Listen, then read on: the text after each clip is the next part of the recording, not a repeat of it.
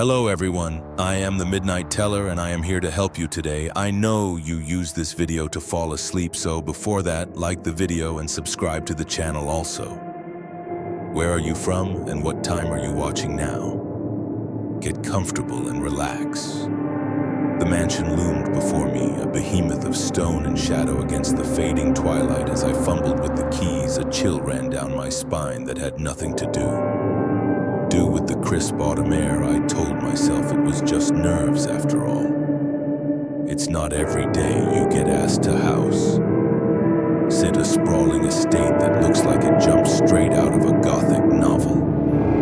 I pushed open the heavy oak door, wincing at the loud creak that echoed through the cavernous entryway. Hello, I called out, my voice small in the vastness. Silence answered me, broken only by the ticking of an antique grandfather clock. Get it together, Sarah, I chided myself. You're alone here, just like Mrs. Blackwood said. You'd be no need to jump at shadows. I lugged my suitcase up the grand staircase, my footsteps muffled by the plush carpet. The bedroom Mrs. Blackwood had directed me to was larger than my entire apartment, with a 4-poster bed that could easily sleep 4. I unpacked quickly, eager to explore the rest of the house before it got too dark. Room after room revealed itself to me each more opulent than the last. A library with floor-to-ceiling bookshelves, a music room with a grand piano gathering dust, a sunroom filled with exotic plants I couldn't name. It was like stepping into another world, one of old money and faded glamour. As night fell, I retreated to the kitchen to make dinner. The modern appliances stood out starkly against the vintage decor, a jarring reminder of the present day. I ate my pasta in silence, the scrape of my fork against the plate uncomfortably loud. That first night I slept fitfully. The house creaked and groaned around me, settling in ways my city apartment never did. Every noise had me sitting bolt upright, heart racing before I remembered where I was. By the time dawn broke, I felt more exhausted than when I'd gone to bed. The next day passed uneventfully. I worked remotely from the library, the Wi-Fi surprisingly good for such an old house. As evening approached, I decided to run myself a bath in the clawfoot tub, hoping it would help me relax. I was just sinking into the steaming water when I heard it, a thud followed by the unmistakable sound of footsteps. My blood ran cold. I held my breath, straining to listen. There it was again, the slow, deliberate tread of someone trying to move quietly. It's just the house settling, I told myself, or your imagination running wild.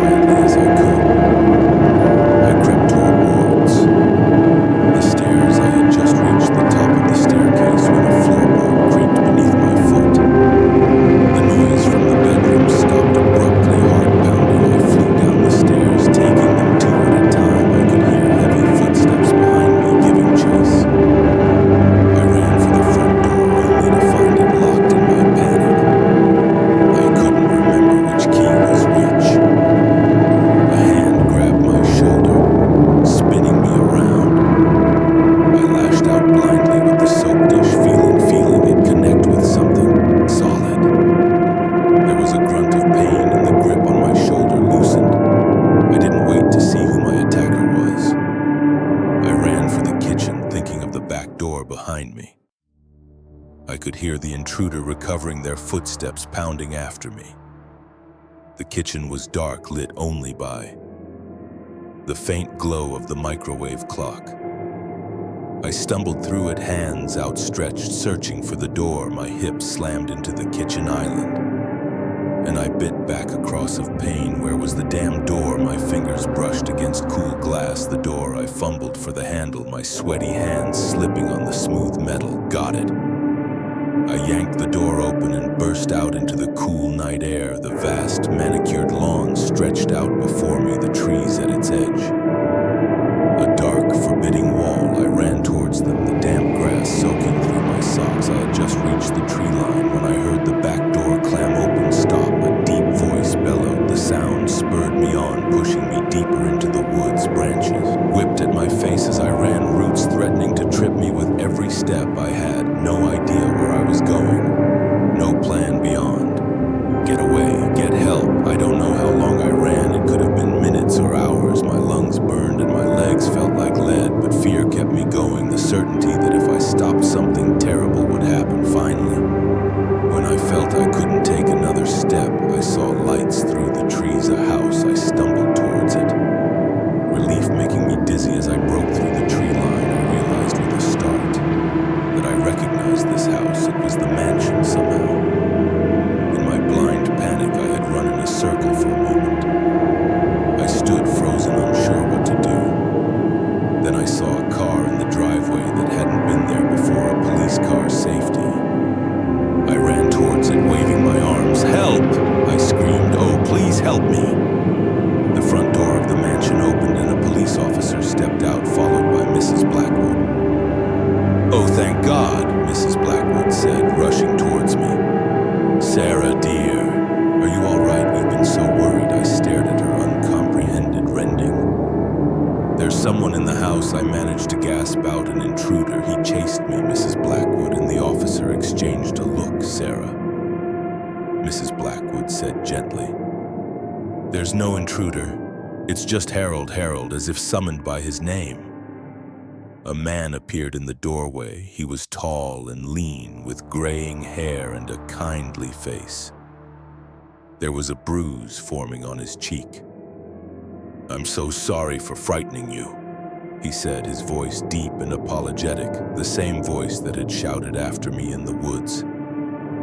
I should have announced myself, Sarah. This is my husband, Harold. Mrs. Blackwood explained. He wasn't supposed to be back until next week, but his business trip ended early. He came home to surprise me, not realizing I had asked you to house sit.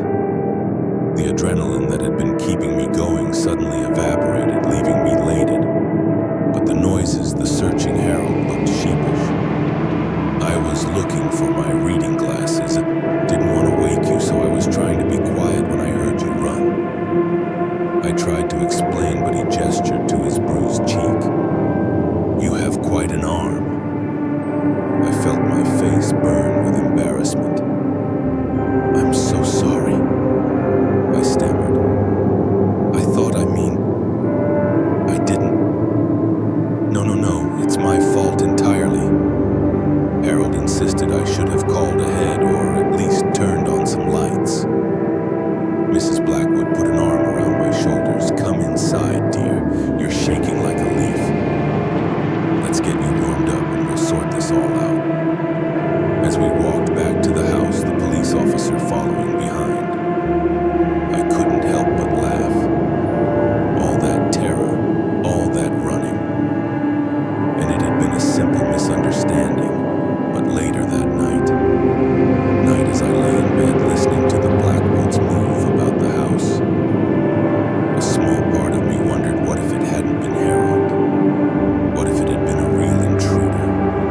I pulled the covers up higher, suddenly aware of just how big and empty the mansion was, and how many places there were for someone or something to hide. Sleep was a long time coming. That night, the first rays of sunlight had just begun to pierce through the dense canopy.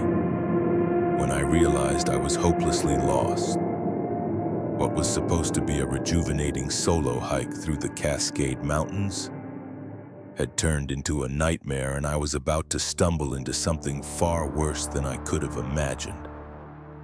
I've always prided myself on my outdoorsman skills. Growing up in the Pacific Northwest, I spent more time in the woods than I did in my own backyard. But as I stood there, my worn hiking boots sinking slightly into the damp earth, I felt a chill that had nothing to do with the crisp mountain air. The trail I'd been following for the past 2 days had gradually become less defined until it disappeared altogether. I pushed on, confident in my ability to navigate by the sun and my trusty compass. But now, surrounded by towering pines and jagged rocks, everything looked the same. I took a deep breath, trying to quell the panic rising in my chest. "Stay calm, Jake," I muttered to myself. "Panic is the enemy." I decided to climb to higher ground, hoping to spot a landmark or maybe even catch a glimpse of the highway in the distance. The climb was steep and my muscles protested with every step. I was rationing my water, unsure of when I'd find a stream to refill my bottles. As I neared the top of the ridge, I heard something that made me freeze mid-step. Voices, human voices. Relief washed over me. Other hikers, maybe they could help me get my bearings. I quickened my pace and ignoring the burning in my thighs. But as I got closer, the voices became clearer and my relief turned to unease. These weren't the cheerful tones of fellow hikers enjoying nature. The voices were low, angry, and punctuated by the occasional sound of metal clanging against metal. I slowed down, moving as quietly as I could. Years of hunting with my dad had taught me how to move through the forest without making a sound. I crouched behind a large boulder, peering around it cautiously. What I saw made my blood run cold. In a small clearing about 50 yards away, I could see 3 men. They were ruffle-looking with unkempt beards and dirty clothes. But it wasn't their appearance that sent a jolt of fear through me. It was what they were doing. The men were gathered around what looked like a makeshift lab. Plastic contained containers, tubing, and propane tanks were scattered around. One of the men was carefully measuring out a white powder, while another stirred a bubbling pot over a portable stove. I didn't need to be a chemist to know what I was looking at. This was a meth lab hidden deep in the wilderness where no one was likely to stumble upon it. Except I had. I held my breath, not daring to move a muscle. These men were dangerous, that much was clear. If they caught me, I doubted they'd simply let me go on my way. "Damn it, Tony," one of the men suddenly shouted, making me flinch. "I told you to watch. The temperature, you're going to ruin the whole batch. Screw you, Mike." The man stirring the pot shot back. "I know what I'm doing. Both of you shut up," the third man growled. He seemed to be the leader. "We don't need any noise carrying. Last thing we need is some ranger stumbling on us." If only they knew how close they were to the truth. I knew I needed to get out of there and fast, but which way I was lost to begin with. And now I had to factor in avoiding these criminals. One wrong move, one snag twig, and I could be discovered. Slowly, carefully, I began to back away from my hiding spot. My heart was pounding so loudly I was sure they must be able to hear it crack. The sound of a branch breaking under my foot was like a gunshot in the quiet forest. I froze, my whole body tensing. "What was that?" One of the men said sharply. "Probably just a deer," another replied, but he didn't sound convinced.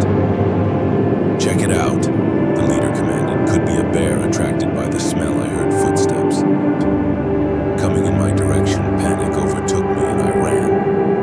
I no longer cared about being quiet. All that mattered was putting as much distance between myself and those men as possible behind me. I heard shouts of alarm. They had spotted me. I ran like I'd never run before, crashing through underbrush, leaping over fallen logs. Branches whipped at my face, leaving stinging cuts, but I didn't slow down. I could hear them pursuing me, their heavy footfalls and angry shouts spurring me on. I had no idea where I was going. My only thought was to keep moving, to not let them catch me. My lungs burned and my legs felt like they were on fire, but fear kept me going. Suddenly, the ground disappeared from under my feet. I had run right off the edge of a steep incline. I tumbled down the slope, my world becoming a dizzying blur of earth and sky. I came to a stop at the bottom. The breath knocked out of me for a moment. I lay there dazed and gasping for air. Then I heard the voices again, closer. Now, ignoring the pain radiating through my body, I forced myself to my feet and started running again. The forest seemed to close in around me, the trees becoming a green blur as I ran. I had no idea how long I'd been running or how far I'd gone. My throat was raw, my mouth dry as dust, but still I pushed on. Just when I thought I couldn't take another step, I burst out of the tree line and onto a road, an actual paved road. I could have cried with relief, but I wasn't safe yet. I could still hear shouts in the distance. They were still after me.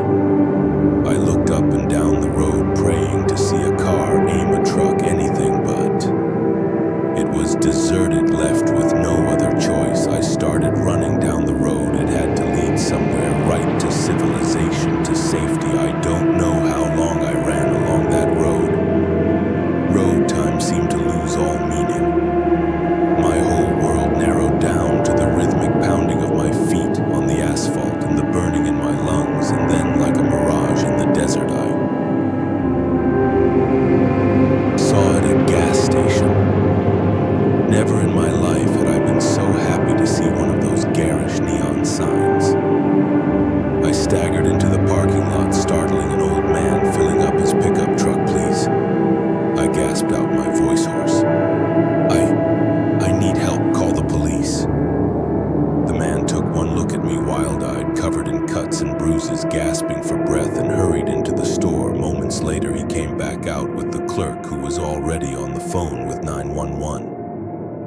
As I sank to the ground, my legs finally giving out, I heard the clerk describing my condition to the dispatcher. The old man draped his jacket over my shoulders, murmuring words of comfort. It wasn't until I heard the wail of approaching sirens that I finally allowed myself to relax. I was safe. I had made it. The aftermath was a blur of police statements and medical checks. I told the authorities everything I had seen, and they assured me they would investigate. They found the lab abandoned, but with clear evidence of recent activity. The men, however, had vanished into the vast wilderness. It took me a long time to feel comfortable in the woods again. After that, the forest, once my sanctuary, had become a place of terror. But slowly I found my way back. I still hike, still seek out the solitude of nature, but now I'm always aware that even in the most remote places, you're never truly alone, and sometimes that's not a comforting thought at all. The flickering fluorescent lights cast an eerie glow over the empty corridors as I made my rounds. It was just another quiet night at Westfield Mall or so. I thought, little did I know that in a matter of hours I'd be fighting for my life against an unseen enemy in a place I once considered mundane. My name's Mike, and I've been the night security guard at Westfield for the past 3 years. It's usually a boring job. Walk around, check the locks, make sure no one's trying to camp out in the food court overnight. But that night was different. It started like any other shift. I arrived at 10 p.m. Just as the last of the cleaning crew was leaving, I nodded to Janice, the elderly woman who always stayed late to make sure the floors were spotless, all quiet tonight. "Mike," she said with a smile, "see you tomorrow." If only she knew. I settled into the security office, a small room filled with monitors, showing feeds from the mall's numerous cameras. I did a quick scan, nothing but empty doors and darkened corridors. Perfect. Around midnight, I started my first round of the night. The mall was eerily silent, my footsteps echoing off the tiled floors. I'd never tell anyone, but these walks always gave me the creeps. Something about the mannequins in the store windows, their blank faces seeming to follow me as I passed. I was on the second floor, passing by the large fountain in the center. Atrium, when I heard it. A faint noise. No like metal scraping against metal. I froze, straining my ears. There it was again. Hello, I called out. My voice sounding unnaturally loud in the empty space. No response. I pulled out my flashlight, sweeping its beam across the darkened stores. Nothing seemed out of place. Must be the old pipes, I muttered to myself, trying to shake off the uneasy feeling creeping up my spine. I continued my walk. But now I was on high alert. Every shadow seemed deeper, every noise amplified. By the time I made it back to the security office, my nerves were frayed. I sank into my chair, eyes scanning the monitors. Everything looked normal, but I couldn't shake the feeling that something was off. That's when I saw it. A shadow moving quickly across one of the screens. I leaned in. Heart racing, it was gone as quickly as it appeared, leaving me wondering if I'd imagined it. I rewound the footage, watching carefully. There in the corner of the screen, a figure darted past, too fast to make out clearly. My mouth worked for someone was in the mirror. I grabbed my radio, ready to call for backup, but hesitated. What if I was overreacting? I didn't want to be the guard who called the cops over a trick of the light. I decided to investigate myself first. Armed with my flashlight and a heavy wrench I kept in the office for emergencies, I ventured out into the mall. The corridor seemed different now. Menacing, every storefront could be hiding an intruder, every shadow concealing a threat. I moved cautiously, ears straining for any sound out of place. As I rounded a corner near the electronics store, I heard it again. That scraping sound louder. This time it was coming from inside the store. I approached. Rode slowly, flashlight beam trembling slightly. The store's security gate was intact. But as I got closer, I could see it wasn't fully closed. There was a gap at the bottom, just big enough for someone to squeeze under. My heart was pounding so hard I could feel it in my throat. I should go back. Call the police, but curiosity and a misplaced sense of duty pushed me forward. I ducked under the gate, wincing at the noise it made. The store was pitch black, the displays of TV and computers looming like silent sentinels. My flashlight beam seemed pathetically small in the darkness. Security, I called out, trying to keep my voice steady. Show yourself, silence. Then a crash from the back of the store. I swung my flashlight toward the sound, catching a glimpse of movement. Someone was definitely here. I moved deeper into the store wrench, gripped tightly in my sweaty hand. Another crash, a closer this time. I spun around but saw nothing. They were toying with me. I realized whoever they were enjoying this game of cat and mouse. Suddenly, the lights in the store flickered on. I blinked momentarily, blinded. When my vision cleared, I saw them. 3 men dressed all in black, wearing masks that covered their face. They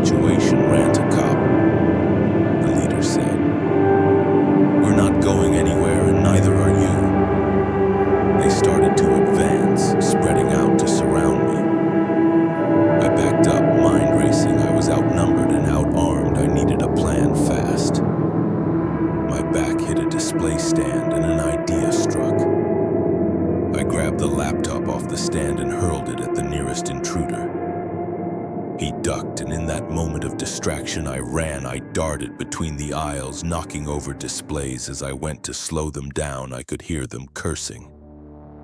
Giving chase, I reached the security gate and slid under it, not stopping to catch my breath. I ran through the mall, the sound of pursuit close behind. I needed to get to the security office. How to call for help, but they were between me and the office. I took a sharp turn, heading for the service corridors if I could lose them in the maze of back hallways. I might have a chance. The service door slammed behind me as I entered the narrow corridor. It was darker here, the emergency lights casting long shadows. I ran, taking random turns, hoping to throw off my pursuers. Left, right, another right. I was quickly lost in the warren of corridors, but I could still hear them, their footsteps echoing off the concrete walls. I found myself in the mall's basement, surrounded by hulking machinery generators. HVAC systems, water heaters, the noise was deafening. Masking any sounds of pursuit, I crouched behind a large boiler, trying to catch my breath and think. I needed to get to a phone to call for help, but my radio was back in the security office. And my cell phone was in my locker. I was on my own. A noise to my left made me freeze. One of them was close, searching methodically. I could see his flashlight beam sweeping across the floor. I held my breath as the beam passed inches from my feet. For a heart-stopping moment, I thought he'd seen me, but the light moved on. I waited until I could no longer hear him, then started to move. I needed to get back upstairs to find a way out. I crept through the basement, every nerve on high alert. I'd almost made it to the stairs when a hand grabbed my shoulder. I spun, swinging my wrench blindly. It connected with something solid, and I heard a grunt of pain. I didn't wait to see who I'd hit. I ran, taking the stairs two at a time. I burst back into the main mall. I could hear shouts behind me. They were all after me now. I ran faster than I ever had in my life, my lungs burning, legs pumping. I rounded a corner and saw it, the exit, freedom. I slammed into the door at full speed already, imagining the cool night air on my face, but the door didn't budge. It was locked, of course it was locked. I had locked it myself at the start of my shift. Panic threatened to overwhelm me as I fumbled for it. My keys behind me, I could hear them getting closer. My hands were shaking so badly I could barely get the key in the lock. Turn, damn you, turn. Just as I heard them around the corner, the lock clicked. I yanked the door open and burst out into the night. I ran across the parking lot, not daring to look back. I didn't stop until I reached the 24-hour diner across the street. I burst in, startling the lone waitress. "Call the police," I gasped. Please, the next few hours were a blur of police statements and questions. They searched the mall but found no sign of the intruders. Just some broken displays in the electronics store and a crowbar left behind. I quit my job the next day. I couldn't face going back into that mall. Couldn't shake the feeling of being hunted. Sometimes late at night I still wake up in a cold sweat.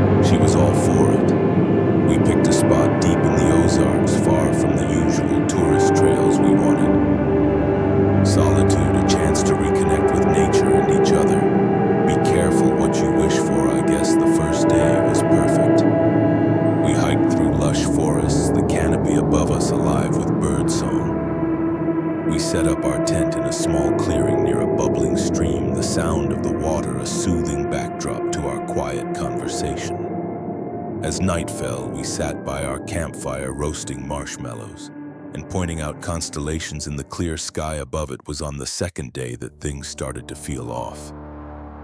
We were exploring a nearby ridge when Sarah stopped suddenly. "Did you hear that?" she asked, her voice tight with tension. I listened but heard nothing beyond the usual forest sounds. "Hear what I thought I heard? Voices," she said, her eyes scanning the trees around us like someone shouting. I strained my ears but still heard nothing unusual. "Probably just other hikers," I said, trying to sound reassuring, but a small knot of unease had formed in my stomach. We continued our hike, but the carefree mood of earlier had evaporated. I found myself jumping at every snapping twig, every rustle in the underbrush. Sarah kept close to me, her earlier enthusiasm replaced by nervous glances over her shoulder as we made our way back to our campsite. I couldn't shake the feeling that we were being followed every time I turned to look behind us. I saw nothing but trees and shadows, but the feeling persisted, growing stronger with each step. We reached our clearing just as the sun was setting, painting the sky in brilliant shades of orange and pink. But even the beautiful sunset couldn't dispel the unease that had settled over us. "Maybe we should pack up and head back," Sarah suggested as we prepared dinner. "I've got a bad feeling about this place." I was tempted to agree, but my pride got in the way. "Let's stick it out." "One more night," I said. "It's probably just our imaginations running wild. We came out here for an adventure, right?" Sarah nodded, but I could see she wasn't convinced. Neither was I, if I'm being honest. As darkness fell, we huddled close to our campfire, the flames casting flickering shadows on the surrounding trees. We spoke in hushed tones as if afraid of being overheard. Every snapping twig, every rustle of leaves had us on edge. It was just after midnight when we heard it, a long, low whistle followed by an answering call from the other side of our clearing. Sarah grabbed my arm, her fingers digging into my skin. "Alex," she whispered, her voice trembling. "There's someone out there." Before I could respond, a figure stepped into the edge of our firelight, a man tall and lean with a scraggly beard and clothes that had seen better days. He was holding a hunting rifle. Well, he said, his voice rough. "Looks like we've got company, boys," as if on cue. More men emerged from the darkness. I counted 5 in total, all armed, all looking at us with a mixture of curiosity and something darker, more predatory. I stood up slowly, pulling Sarah with me. "We don't want any trouble," I said, trying to keep my voice steady. "We're just camping. We'll pack up and leave right now, if you want." The first man, clearly the leader, laughed. It was not a pleasant sound. "Oh, you're not going anywhere," he said. "See, we've got ourselves a little operation out here, and we can't have you two running off and telling anyone about it." My mind raced. What kind of operation? Could they be running out here in the middle of nowhere? Then it clicked: drugs. We must have stumbled too close to their setup. "We haven't seen anything," Sarah said, her voice high with fear. "We don't even know where we are exactly. Please just let us go." The leader pretended to consider this for a moment, then shook his head. "Can't take that risk, sweetheart, no. I'm afraid you'll be staying with us for a while." The other men started to move closer, forming a tight circle around us. I looked around desperately for a way out, but we were completely surrounded. That's when I saw it.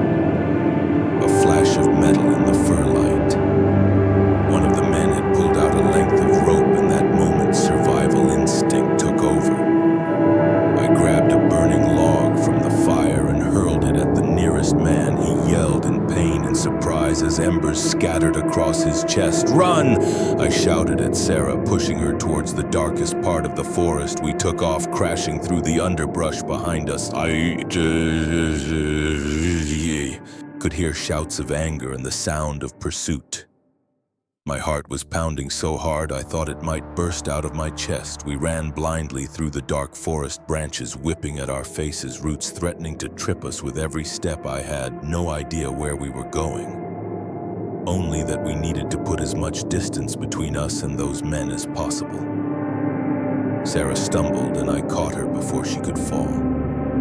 "Keep going," I gasped, pulling her along. "We can't stop." The sound of our pursuers seemed to be getting closer. They knew these woods better than we did, and they were gaining on us. Just when I thought we couldn't run any further, we burst out of the tree line and found ourselves at the edge of a steep ravine. The stream we had camped near had carved a deep gully into the earth, the water now a rushing torrent far below us. "What do we do?"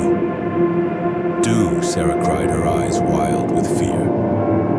I looked back at the forest, saw flashlight beams dancing between the trees. They were almost upon us. "We have to jump," I said, gesturing to the other side of the ravine. It wasn't too wide, maybe 10 feet across. We could make it. We had to make it. Sarah looked at me like I was crazy, but the sound of voices growing nearer made up her mind. She nodded. "On 3, I said, gripping her hand tightly. 1, 2, 3, we leaped together, the ground disappearing beneath our feet. For a heart-stopping moment, we were suspended in the air, the roar of the water below us, drowning out everything else. Then, we hit the other side, rolling to break our fall. Pain shot through my ankle, but adrenaline kept me moving. I pulled Sarah to her feet, and we staggered into the cover of the trees on this side of the ravine. Behind us, I heard shouts of frustration. They had reached the ravine, but it had bought us precious time. We kept moving, pushing our exhausted bodies to their limits. The rest of the night passed in a blur of fear and desperate flight. Every sound had us freezing in terror, certain we were about to be discovered. As the first light of dawn began to filter through the trees, we finally heard what we had been praying for. The distant sound of traffic. We had reached a road stumbling out of the forest. We flagged down the first car. We saw an old pickup truck driven by an elderly farmer. The look on his face when he saw us, dirty, bleeding, wild-eyed with fear, must have been something to behold. We babbled out our story as he drove us to the nearest police station. The authorities took our statement and sent out search parties, but they never found any trace of the men or their operation. Maybe they had cleared out, knowing we would bring the law down on them. It took a long time for the nightmares to stop, for us to feel safe again. Sarah and I are still together, stronger for having survived.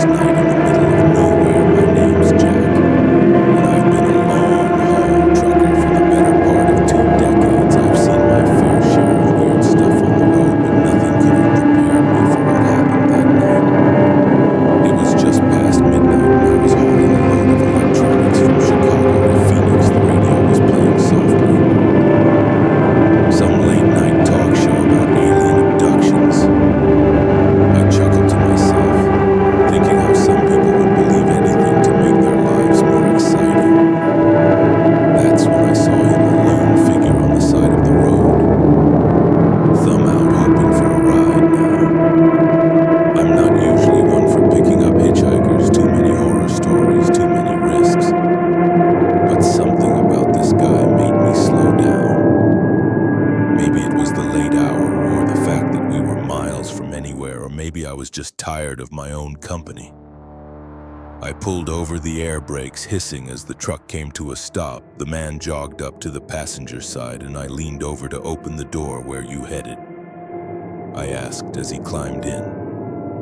"West," he said simply. "As far as you're going." I gave him a once-over as he settled into the seat. He was younger than me, probably in his early 30s, lean with close-cropped hair and intense eyes that seemed to take in everything at once. He had a small duffel bag that he kept clutched tightly on his lap. "I'm Jack," I said, pulling back onto the highway. "Mike," he replied, not offering a hand to shake. We drove in silence for a while, the only sound the rumble of the engine and the whisper of tires on asphalt. I tried to make conversation, ask him where he was from, what he did for a living, but Mike's answers were short, evasive. After a while, I gave up and focused on the road. It was about an hour later that I first noticed something was off. Mike had been fidgeting in his seat, constantly checking the side mirrors at first. I thought maybe he was just nervous about hitching a ride with a stranger, but then I caught him glancing at me, a calculating look in his eyes that sent a chill down my spine. "Everything okay?" I asked, trying to keep my voice casual. "Fine," he said quickly. Too quickly, just not used to being in a truck this big. I nodded, but I didn't believe him.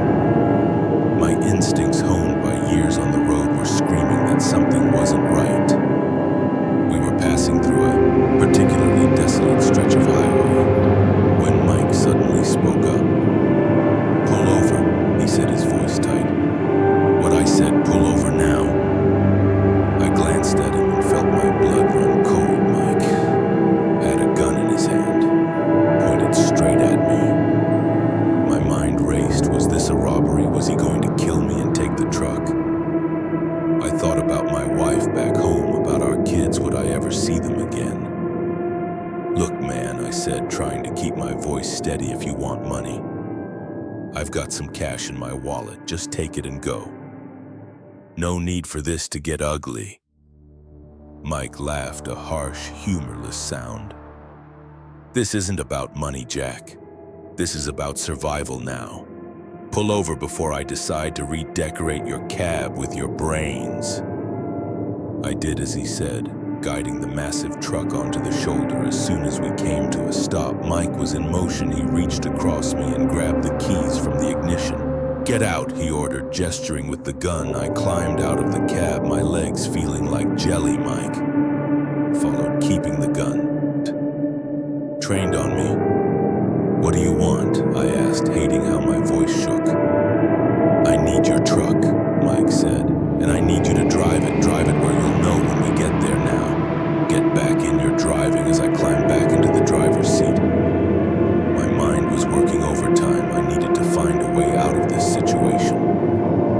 Maybe if I could distract him, I could make a grab for the gun, or maybe I could intentionally drive badly. Try to attract the attention of a highway patrol car. But as if reading my thoughts, Mike spoke up. "Don't try anything stupid, Jack. I've got nothing to lose, which means you've got everything to lose. Just drive normally and do what I say." So I drove hours past the landscape outside, changing as we headed west. All the while, Mike kept the gun trained on me, his eyes constantly scanning the road behind us. "Who are you running from?" I finally asked, unable to contain my curiosity any longer. Mike was quiet for so long I thought he wasn't going to answer. "Then bad people," he said softly. "People who want me dead. Why?" He laughed again, that same humorless sound. "Because I know things they don't want anyone to know." My mind raced with possibilities. Was he some kind of whistleblower? A witness to a crime? Whatever it was, I was now involved, whether I wanted to be or not, as dawn began to break, painting the sky in shades of pink and gold. Mike suddenly tensed. He muttered, staring intently at the side mirror. I glanced in my rear view mirror and saw a black SUV gaining on us. Fast drive faster. Mike ordered, his knuckles white around the gun. I pressed down on the accelerator, the engine roaring as we picked up speed, but the SUV was faster, sleeker. It pulled alongside us, and I saw the passenger window rolling down. Get down, Mike yelled just as the sound of gunfire erupted. I ducked instinctively, feeling the truck swerve as bullets pinged off the metal. Mike was returning fire, leaning out the window to shoot at our pursuers. The next few minutes were chaos. I struggled to keep the truck on the road while trying to stay low. The sound of gunfire was deafening in the confined space of the cab.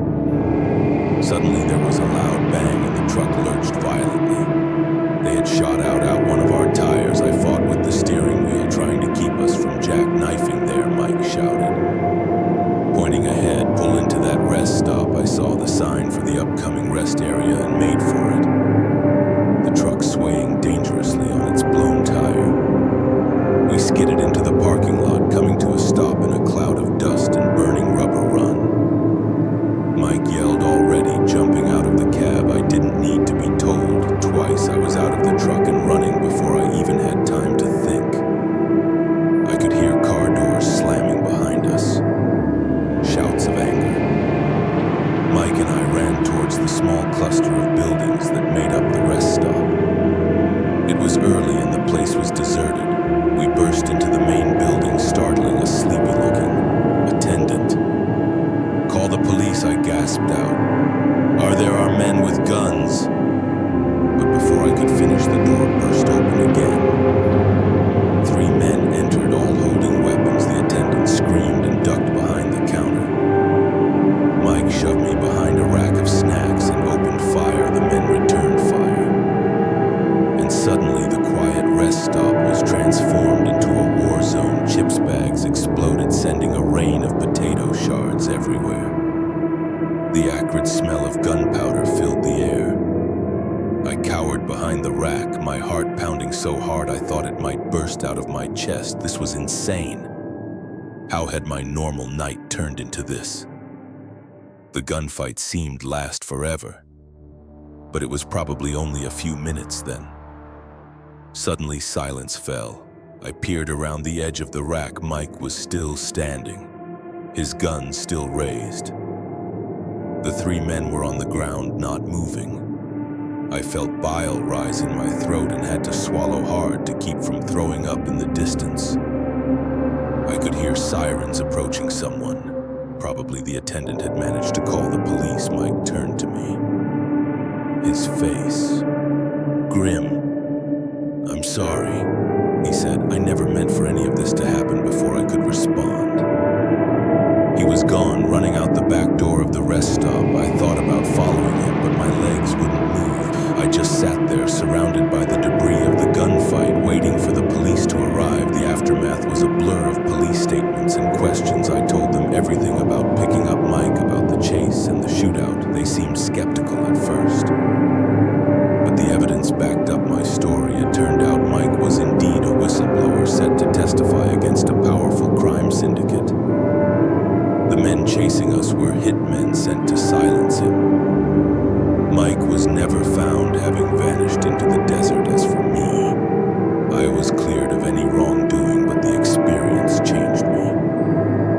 I still drive my routes, still haul my loads across the country, but I'm more cautious now, more aware of the darkness that can lurk behind a friendly face, and I never, ever pick up hitchhikers anymore. The first sign of trouble was the sputtering of my car's engine, a sound that sent a chill down my spine on that desolate stretch of highway. As the vehicle lurched to a stop, I had no idea that this breakdown would be the beginning of a nightmarish encounter that would test my will to survive. Sometimes the most terrifying monsters aren't the ones in our imagination, but the ones masquerading as good Samaritans.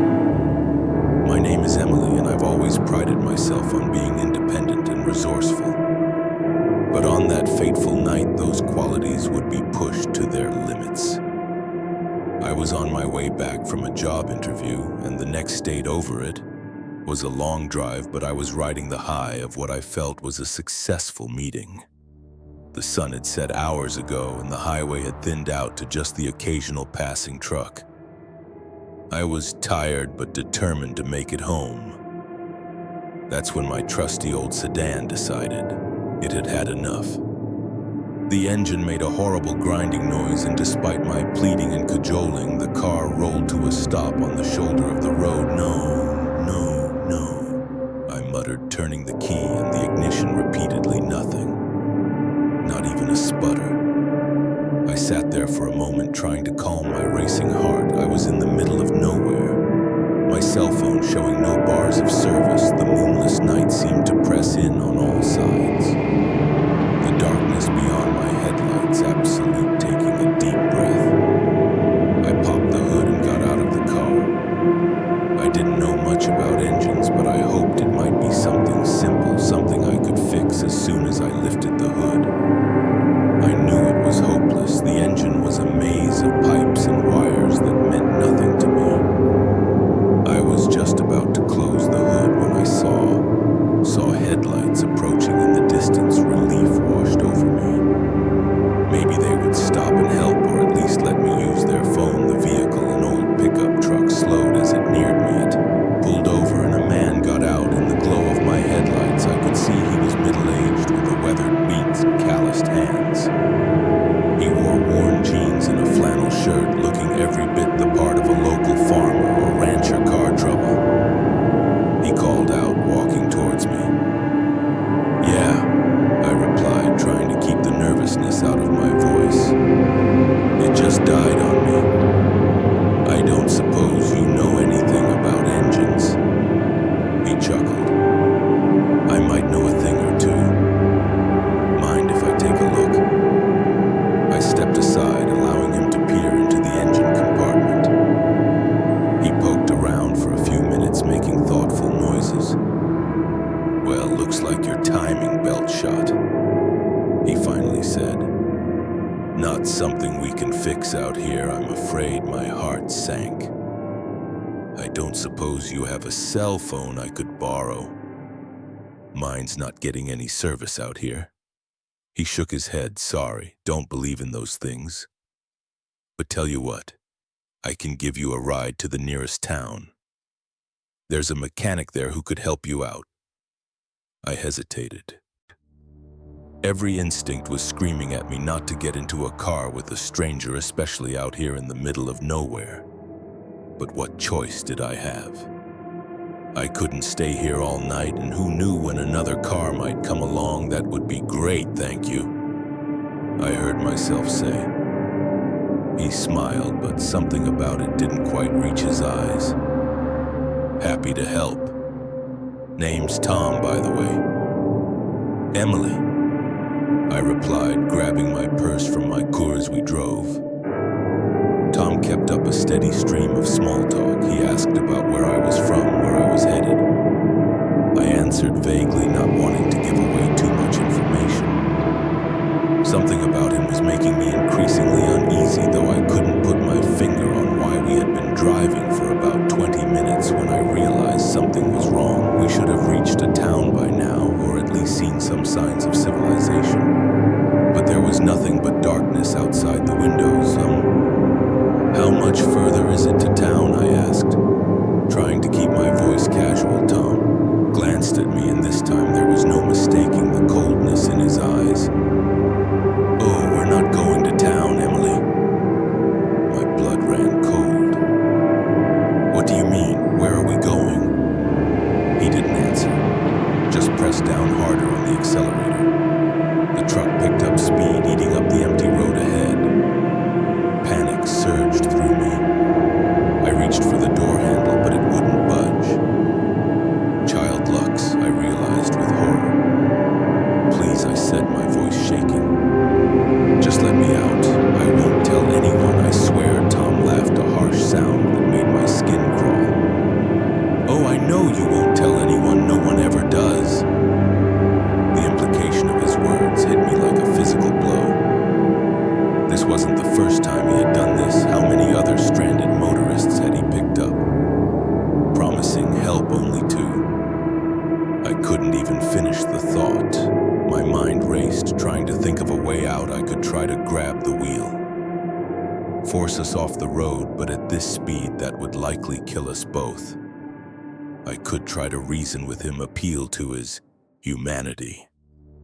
But the cold gleam in his eyes told me that was a lost cause. As we sped through the night, Tom started talking again. But this time his words chilled me to the bone, you know.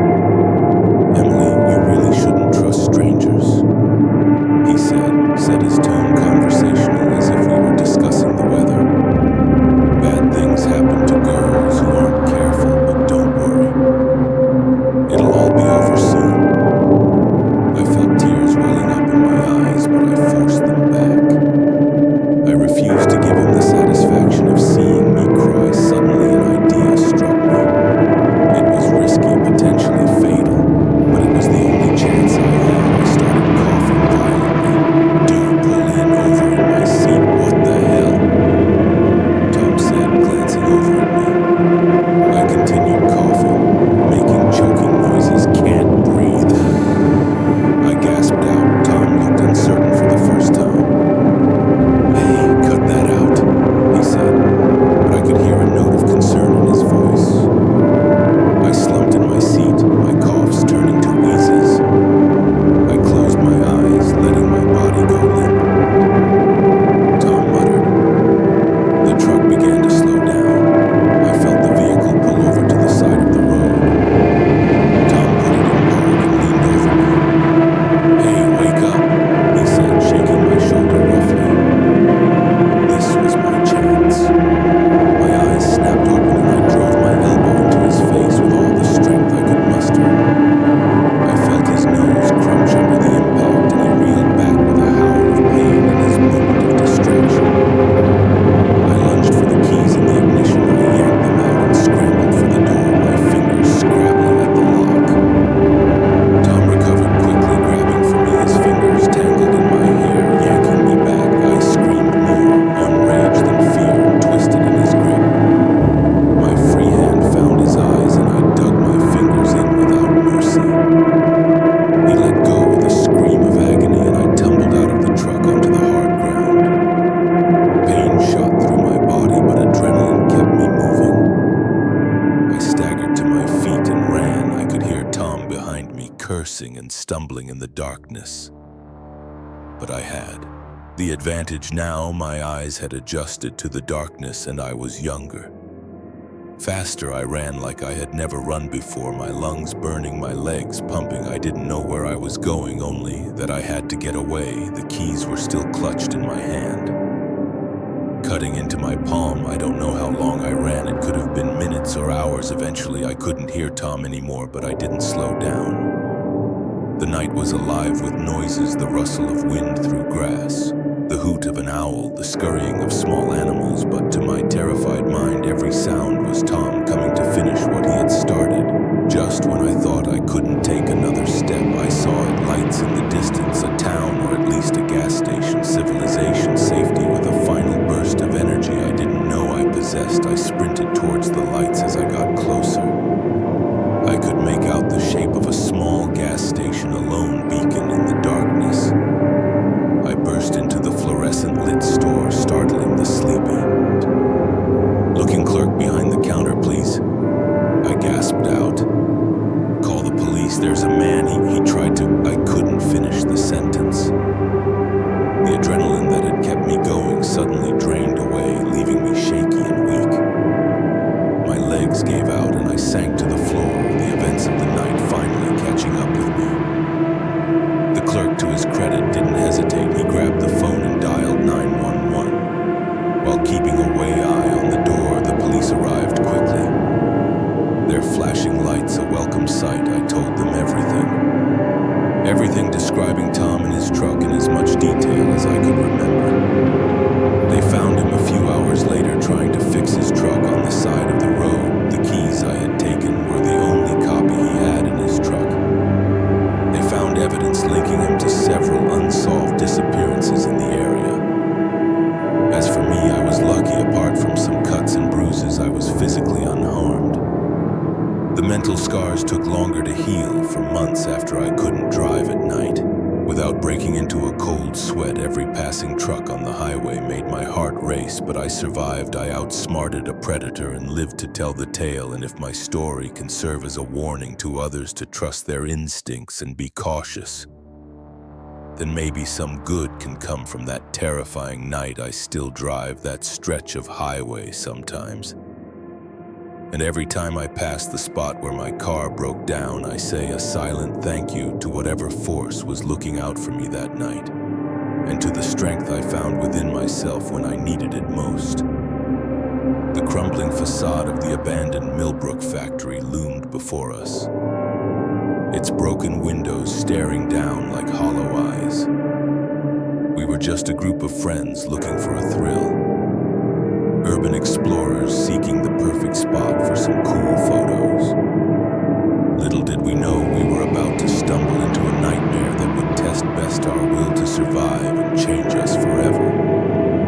My name's Jake, and I've always been fascinated by abandoned places. There's something haunting yet beautiful about a building left to decay. Nature slowly reclaiming what man has discarded.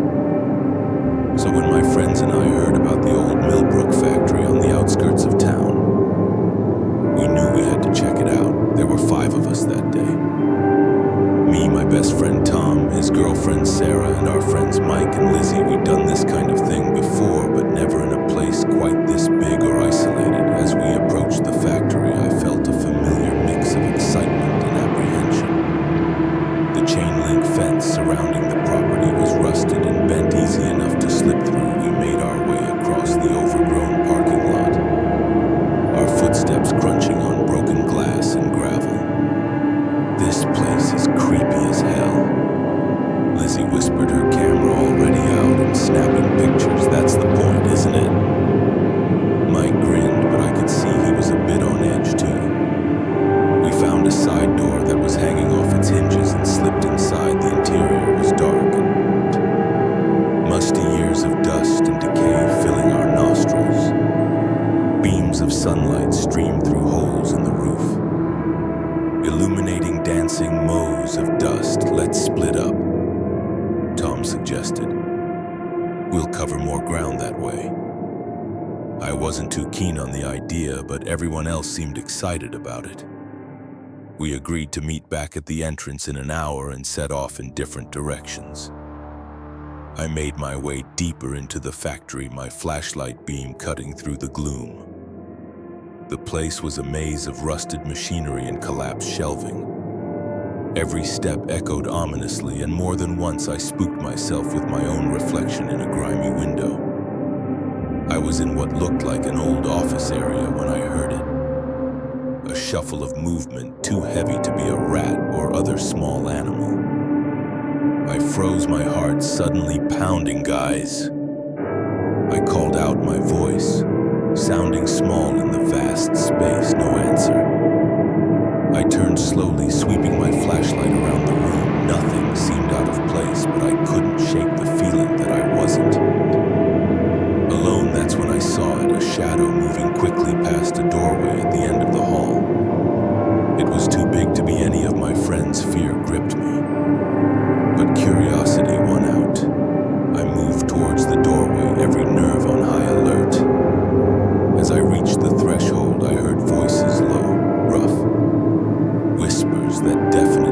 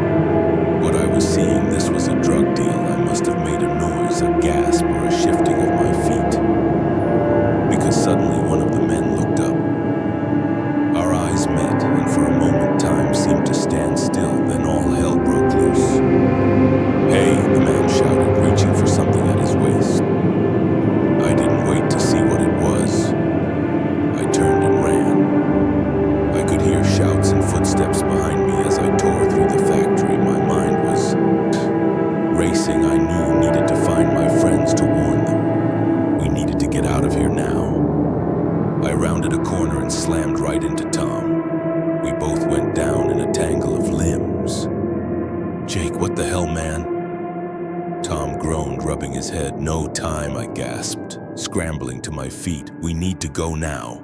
Where are the others? The urgency in my voice must have gotten through to him because he didn't ask any more questions. Sarah's just down there, he pointed. I don't know where Mike and Lizzie went. We found Sarah quickly and I gave them a rushed explanation as we moved. Their eyes widened in fear as they realized the danger we were in. We need to find Mike and Lizzie, Sarah said, her voice shaking. I nodded, but before we could decide on a plan, we heard a scream. It was Lizzie. We ran towards the sound, caution forgotten in our desperation to reach our friend. We burst into a large room and saw Lizzie backed into a corner. One of the men advancing on her, Mike, was on the ground, not moving. Without thinking, I grabbed a piece of rusted pipe from the ground and charged. I caught the man by surprise, swinging the pipe and connecting with his shoulder. He went down with a yell of pain. Run, I shouted at Lizzie. She didn't need to be told twice. Tom was checking on Mike. He's breathing, he reported. I think he's just knocked out. The man I'd hit was getting to his feet, murder in his eyes. Behind him, I could see his two companions entering the room. You kids picked the wrong place to play, Explorer. One of them growled. We were trapped. The only exit was behind the men, and they were blocking our path. My mind raced, trying to find a way out of this nightmare. That's when I saw it. A conveyor belt leading up to a higher level. If we could get up there, maybe we could find another way out the belt, I hissed to Tom. We need to get up there. He nodded, understanding immediately. On three, he whispered.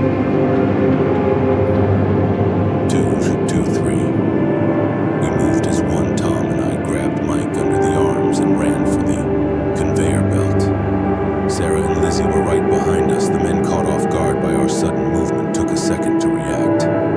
But that second was all we needed. We scrambled up the rusted conveyor belt, the sharp edges cutting into our hands. I could hear the men shouting, their footsteps pounding as they gave chase.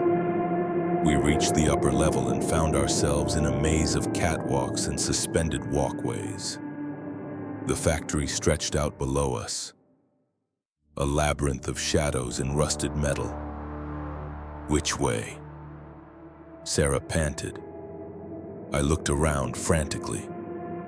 There, I pointed to a door on the far side of the room. It was marked with a faded exit sign. We ran across the catwalks, the whole structure shaking under our feet behind us. I could hear the men climbing up after us. We reached the door and I yanked it open, revealing a rusted fire escape. Without hesitation, we started down. We were about halfway down when I heard a gunshot. The sound echoed through the factory, making us all flinch. Keep moving, shouted. We practically fell down the last few flights, our feet clanging on the metal steps. As soon as we hit the ground, we ran. We didn't stop running until we reached Tom's car, parked a few blocks away. We piled in. Mike, still groggy but conscious now. And Tom peeled out of there like the devil himself was chasing us. It wasn't until we were miles away, the factory long out of sight, that we finally allowed ourselves to breathe. What just happened? Lizzie asked, her voice barely above a whisper. I told them everything I had seen about the drug deal and the chase as I spoke. The reality of what we'd just been through began to sink in. We debated about whether to go to the police, but fear won out. What if those men had connections? What if they came after us or our families in the end, and we made a pact to never speak of what happened to anyone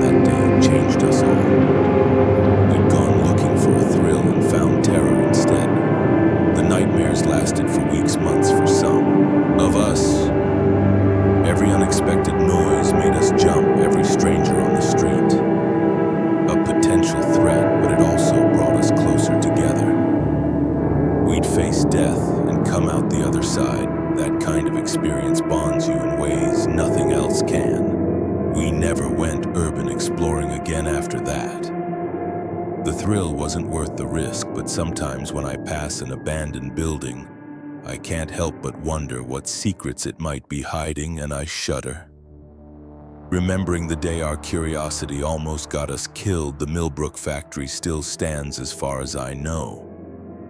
A decaying monument to a dying industry and a reminder of the darkness that can lurk in forgotten places. If you ever find yourself tempted to explore such a place, remember our story. Sometimes the real monsters aren't the ghosts of the past, but the very real dangers of the present.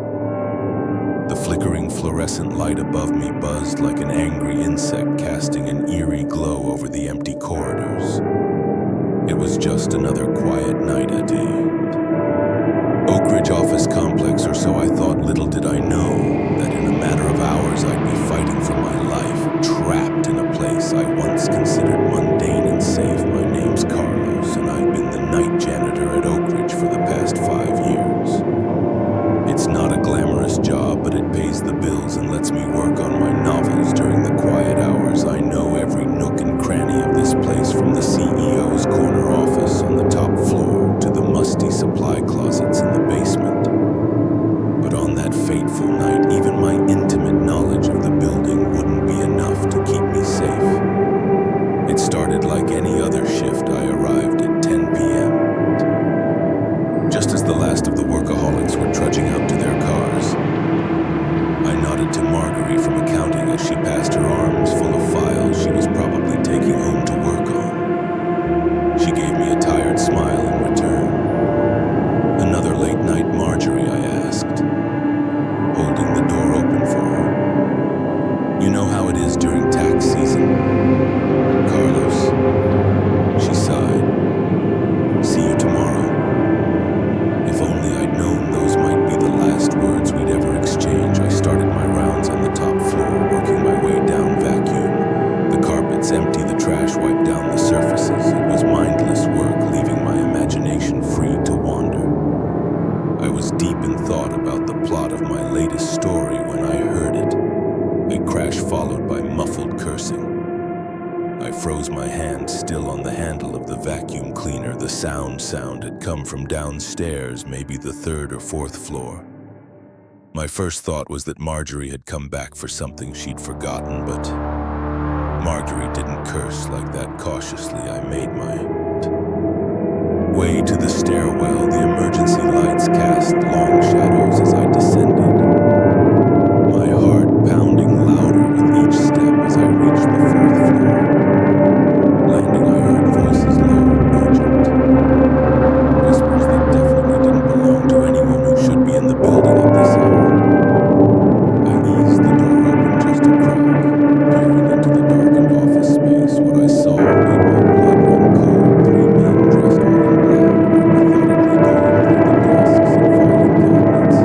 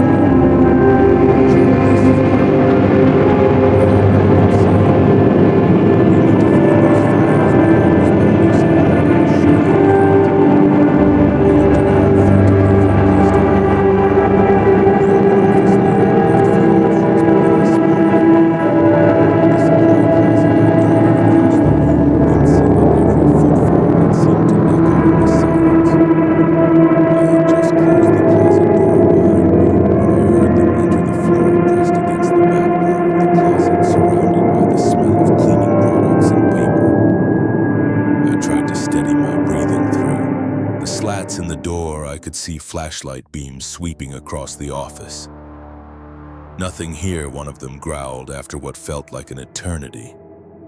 "Let's try the next floor." I waited until I couldn't hear their footsteps anymore before allowing myself to breathe normally. But I knew I couldn't stay here. I had to get to that security office. Easing the closet door opened, I peered out into the darkness. The floor seemed empty. I crept towards the stairwell, every nerve on high alert.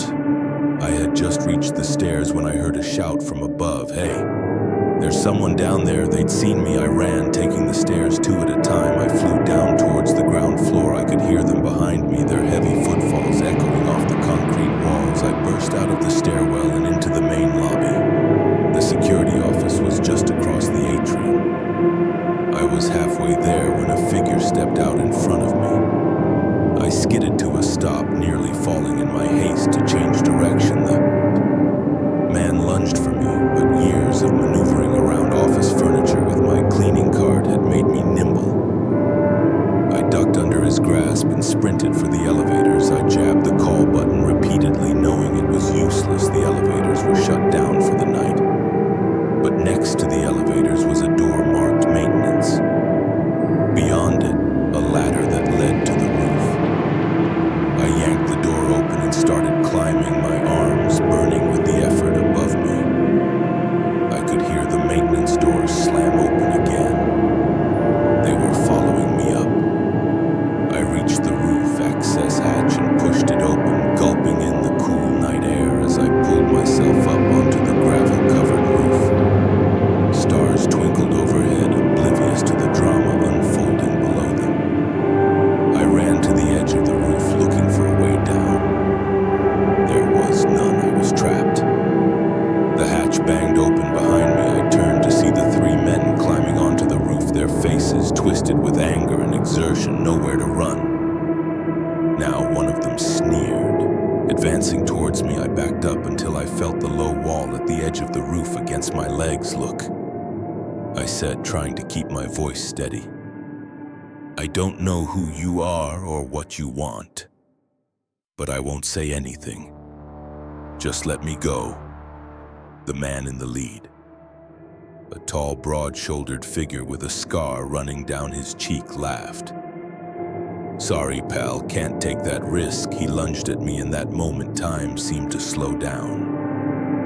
I saw his hand reaching for me, saw the malice in his eyes, and I made a decision.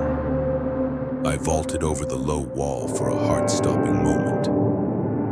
I was in free fall. Then my feet hit something solid, the window washing platform left in place by the crew earlier that day. I heard shouts of surprise from above as I frantically worked the controls. The platform lurched into motion, slowly descending the side of the building. But I wasn't safe yet. I could see one of the men leaning over the edge of the roof, taking aim.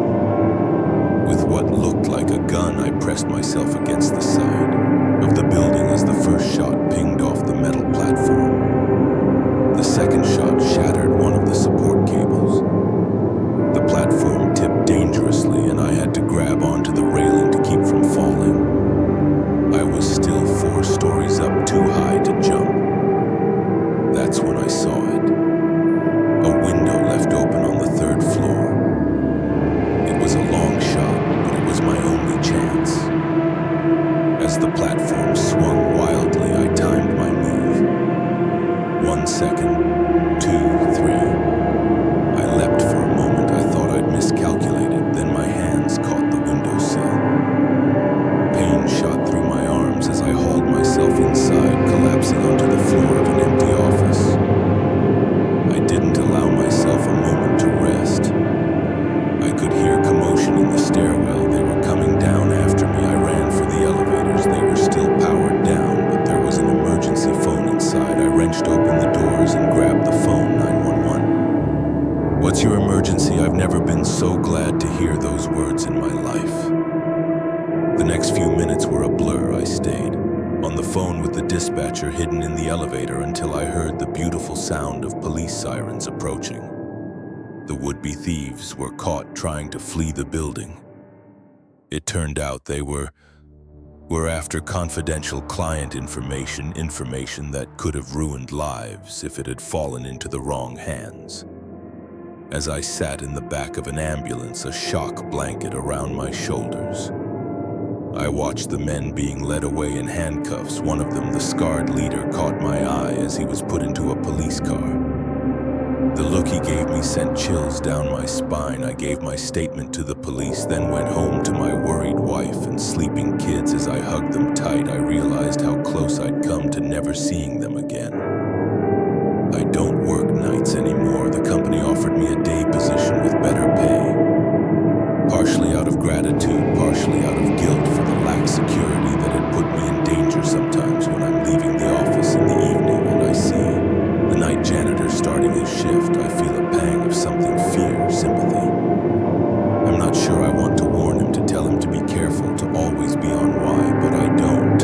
I just nod and smile and hope that his nights will be quieter than mine were. And as I drive home, I'm grateful for the mundane, for the ordinary, because I know now how quickly it can all change, how thin the line is between routine and terror, and I never ever take an uneventful night for granted again. The soft glow of the TV flickered in the darkened living room, casting eerie shadows on the walls. Little Timmy had been asleep for hours, and I was settling in for a quiet night of babysitting. But as I absent-mindedly scrolled through my phone, a message popped up that made my blood run cold. In that moment, I realized this ordinary suburban home had become the stage for a terrifying game of cat and mouse. My name's Amy, and I've been babysitting for the Johnsons for about 6 months now. They're good people, with a sweet kid, and the gig helps pay for my college textbooks. It was supposed to be just another Friday night job, but it turned into the most horrifying experience of my life. The evening had started normally enough. I arrived at 7:00 p.m., just as Mr. and Mrs. Johnson were heading out for their date night. Timmy, their 8-year-old son, was already in his pajamas, eager to show me his latest Lego creation. "Now, Amy," Mrs. Johnson said as she put on her earrings. "Timmy's allowed 1 hour of tablet time before bed. The parental controls are on, so he should only be able to access his games and approved websites." I nodded, having heard this spiel before. "No worries, Mrs. Johnson. We'll be fine. If only I'd known how wrong I was." After the Johnsons left, Timmy and I had dinner. He chatted excitedly about school and his friends, and Len listened with half an ear, smiling and nodding at the right moments. Around 8:00 p.m., I handed him his tablet for his allotted screen time. "Remember? Just 1 hour, buddy," I said. "Then it's bedtime." Timmy nodded, already engrossed in whatever game he was playing. I settled onto the couch with my own phone, scrolling through social media and texting friends at 9:00 p.m. I told Timmy it was time for bed. He grumbled a bit but handed over the tablet without too much fuss as I tucked him in. He seemed a little quieter than usual. "Everything okay, Timmy?" I asked. He hesitated for a moment, then said, "Amy, is it okay to have secret friends?" Something about the way he said it made me uneasy. "What do you mean by secret friends, Timmy?" He shrugged, not meeting my eyes. "Just someone I talk to sometimes, but it's a secret alarm." Bells started ringing in my head. "Timmy, who is this secret friend? How do you talk to them?" But Timmy had clammed up. He rolled over, pulling the covers up to his chin. "Never mind. Good night, Amy." I stood there for a moment, unsure of what to do. Should I press him for more information, call his parents in the end? I decided to check the tablet first. Maybe I was overreacting back in the living room. I unlocked the tablet. At first glance, everything seemed normal, just the usual games and child-friendly apps, but then I noticed an app I didn't recognize. It looked like a harmless puzzle game with a colorful icon of interlocking blocks. When I opened it, my heart dropped. It wasn't a game at all, but a messaging app. And there in the chat history was a conversation that made my skin crawl. The messages were from someone calling themselves Game Master Mike. At first, they seemed innocent enough talking about games in school. But as I scrolled, the tone changed. "Remember, Timmy, this is our secret. Don't tell your parents or your babysitter. I can't wait to meet you in person. It'll be so much fun. I'll be coming to see you very soon, maybe even tonight." My hands were shaking so badly I nearly dropped the tablet. This wasn't just some online predator grooming a child from afar. This Mike was planning to come here tonight. I grabbed my phone, ready to call the police, when a message popped up on the screen. It was from an unknown number. "Hello, Amy. Timmy's asleep now, isn't he? Why don't you let me in so we can surprise him?" Terror washed over me in an icy wave. He was here outside the house watching. I ran to the windows, making sure they were all locked. I could see nothing but darkness outside, but I felt exposed, vulnerable. I quickly drew all the curtains. My mind was racing. I needed to call the police. Wow. But what if he heard me? What if he decided to break in before help could arrive? Another message pinged on my phone. "Come on, Amy, don't be rude. I've come all this way." I muted my phone, my heart pounding so hard I could feel it in my throat. I had to protect Timmy. I had to think. I crept upstairs, wincing at every creak of the floorboards. Timmy was still asleep, blissfully unaware of the danger. I gently shook him awake. "Timmy," I whispered, trying to keep my voice calm. "We need to play a game. It's called hide and seek, but we have to be very, very quiet, okay?" Timmy nodded, still half asleep. I led him to his parents' room, to the walk-in closet I knew was there. "You hide in here," I said, pushing aside hanging clothes to reveal a small space at the back. "Don't come out until I come get you, no matter what you hear." "Okay, it's very important." Timmy nodded again, his eyes wide. He could sense my fear. I think even if he didn't understand it. I closed the closet door, then the bedroom door, hoping it would be enough to keep him safe back downstairs. I grabbed the largest knife from the kitchen. It felt awkward and heavy in my hand. But it was better than nothing. Another message on my phone. I'm getting impatient. "Amy, maybe I'll just let myself in." I heard a noise from the back of the house, the sound of the patio door sliding open. He was inside. I pressed myself against the wall next to the kitchen doorway. Knife raised, barely daring to breathe, I could hear footsteps, slow and deliberate, moving through the house. Timmy, a man's voice, called softly. "It's me, Game Master Mike. I've come to play." The footsteps were getting closer. I could see a shadow approaching. The kitchen doorway in that moment time seemed to slow down. I saw a hand appear around the doorframe, then an arm, then a shoulder. Without thinking, I swung the knife. There was a yell of pain and surprise. The man stumbled back, clutching his arm where I'd slashed him. He was tall, heavy-set, with a scraggly beard and wild eyes. Nothing like the friendly persona he'd created online, "You little..." He snarled, lunging at me. I dodged, but he was faster than I expected. He grabbed my wrist, squeezing until I dropped the knife. It clattered to the floor. We grappled, his strength overwhelming me. He slammed me against the wall, knocking the wind out of me. His hand found my throat, squeezing. "Where is he?" he growled. "Where's Timmy?" I clawed at his hand, gasping for air. Black spots were dancing at the edges of my vision. This was it. I thought I was going to die then. Through the roaring in my ears, I heard the most beautiful sound in the world, police sirens. The man's grip loosened in surprise, and I took my chance. I brought my knee up hard, catching him in the groin. He doubled over with a grunt of pain, and I shoved past him. I ran for the front door, yanking it open just as a police car screeched to a halt in the driveway. "Help!" I screamed. "He's inside!" The next few minutes were a blur. Police officers swarmed the house. The man whose real name I later learned was Gerald Hoffman was tackled trying to escape through the back door. Timmy was found safe in the closet, scared but unharmed. As I sat in the back of an ambulance answering a detective's questions, I watched them lead Hoffman away in handcuffs. He caught my eye as they put him in the police car, and the look he gave me was pure hatred. I shuddered knowing that if the police hadn't arrived when they did, things could have ended very differently. It turned out that one of the neighbors had seen a strange man lurking around the house and called the police.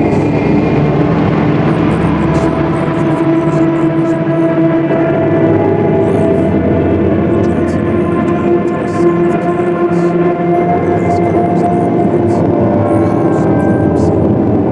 They were horrified by what had almost happened, but incredibly grateful that I had protected Timmy in the days that followed as the story hit the local news. I was hailed as a hero, but I didn't feel like one. I felt scared, violated, and angry at Hoffman for preying on an innocent child, angry at myself for not realizing sooner what was happening, angry at the world for being a place where such monsters exist. I don't babysit anymore. The trauma of that night left scars that are still healing, but I did start volunteering for an organization that teaches kids about online safety.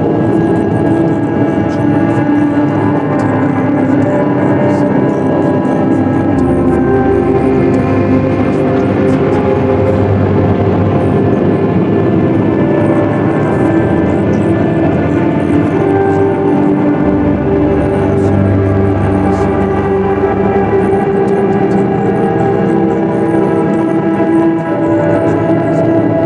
Timmy almost did, maybe some good can come from that terrifying night every time I pass the Johnsons in Halloween. I remember. I remember the fear and the adrenaline the moment I thought it was all over. But I also remember that I survived, that I protected Timmy, and I know that no matter how dark the road can be, there's always hope. As long as there are people willing to stand up to the darkness, the acrid smell of chemicals burned my nostrils.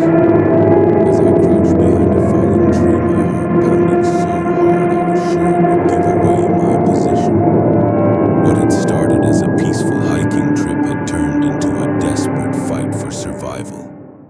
I never imagined that stumbling upon a hidden meth lab deep in the woods would put me and my friends in mortal danger. But here we were, being hunted like animals in a forest that had suddenly become our prison. My name's Alex, and I've always loved the outdoors, so when my friends Jake and Sarah suggested a weekend hiking trip in the Ozarks, I jumped at the chance. We were all experienced hikers, confident in our ability to handle whatever nature threw our way. But nature, as it turned out, wasn't the threat we needed to worry about. We set out early. Friday morning, the air, crisp and filled with the promise of adventure. The trail we'd chosen was off the beaten path recommended by a local guide as a challenging but rewarding trek for the first day in a half. It was exactly that. We navigated steep inclines, crossed babbling streams, and marveled at the lush canopy above us. It was late Saturday afternoon when things took a turn. We had veered slightly off the marked trail, following what looked like a game path in search of a good spot to set up camp for the night, guys. "Do you smell that?" Sarah asked, wrinkling her nose. I sniffed the air. There was definitely an odd odor, sharp and chemical. It reminded me of the time I'd accidentally left a can of paint thinner open in my garage. "Maybe there's a factory nearby," Jake suggested, but he sounded uncertain. We should have turned back then, but curiosity got the better of us. We pressed on, following the strengthening scent as we pushed through a dense thicket. The trees suddenly opened up into a small clearing. What we saw made us freeze in our tracks. In the middle of the clearing stood a dilapidated cabin, but it wasn't the building that caught our attention. It was the collection of equipment scattered around it. Plastic containers, tubing, propane tanks, and other paraphernalia that I'd only ever seen on crime shows. "Holy," Jake whispered. "Is that what I think it is?" Before either Sarah or I could respond, we heard voices, rough, angry voices coming from inside the cabin. "Get down," I hissed. Dropping to the ground behind a fallen log, Jake and Sarah followed suit. Our bodies pressed into the damp earth. Through a gap in the log, I could see two men emerge from the cabin. They were arguing about something. Supplies. I think they looked nothing like the stereotypical meth cooks I'd seen on TV. These guys were burly with hard eyes and clothes that had seen better days, and they were armed. "We need to get out of here," Sarah whispered, her voice trembling. I nodded slowly, starting to back away, but as I moved, my backpack caught on a branch. The resulting snap seemed to echo through the clearing. The men's heads whipped in our direction. "What was that?" One of them growled. "Probably just an animal," the other replied, but he didn't sound convinced. We lay there barely breathing, praying they wouldn't investigate further. For a moment, it seemed like luck was on our side. The men turned back to their conversation. Then Jake sneezed. It wasn't loud, but in the tense silence, it might as well have been a gunshot. "There's someone out there," one of the men shouted. We didn't wait to see what would happen next. We scrambled to our feet and ran crashing through the underbrush with no regard for stealth behind us. I could hear shouts and the sound of pursuit split up. I yelled to Jake and Sarah, "Meet back at the car if you can." It was a risky move, but I hoped it would confuse our pursuers. I veered left while Jake and Sarah went right. I ran like I'd never run. Before branches whipping at my face, roots threatening to trip me with every step, my lungs burned and my legs felt like lead, but fear kept me going. I could hear someone behind me gaining ground. I risked a glance over my shoulder and saw one of the men. His face twisted with rage, not 20 yards behind me. In my moment of distraction, my foot caught on a root. I went down hard, tumbling down a small incline. Pain shot through my ankle as I tried to get up. "Got you now, you little bastard," the man snarled, emerging from the trees above me in desperation. I grabbed a handful of dirt and leaves and threw it at his face. He cursed, momentarily blinded, and I used that moment to stumble to my feet and keep running. The pain in my ankle was excruciating, but adrenaline pushed me forward. I had no idea where I was going. No plan. Beyond getaway, as I ran, the forest seemed to close in around me. The trees were denser here, the undergrowth thicker. It was getting darker too. The sun setting behind the mountains. I don't know how long I ran. It could have been minutes or hours. Every sound made me flinch. Was it my pursuer or just the natural noises of the forest finally? When I felt I couldn't take another step, I saw it. A small cave, half hidden by a curtain of vines. Without hesitation, I dove inside. The cave was shallow. More of an overhang, really, but it was enough. I pressed myself against the back wall, trying to quiet my ragged breathing outside. I could hear movement, heavy footsteps, branches snapping. "He was close. I know you're around here somewhere," the man called out. His voice was closer than I expected, and I had to stifle a gasp. I closed my eyes, willing myself to become invisible. The footsteps drew nearer, then paused right outside my hiding spot. For a moment that felt like an eternity, there was silence. I didn't dare breathe. Then mercifully, the footsteps started to move away. I waited until I could no longer hear any sound before allowing myself to relax slightly, but I knew I couldn't stay here. I had to find Jake, and Sarah had to get help as quietly as I could. I eased myself out of the cave. The forest was dark now, the trees casting long shadows in the fading light. I had no idea which direction to go, but I knew I couldn't go back the way I'd come.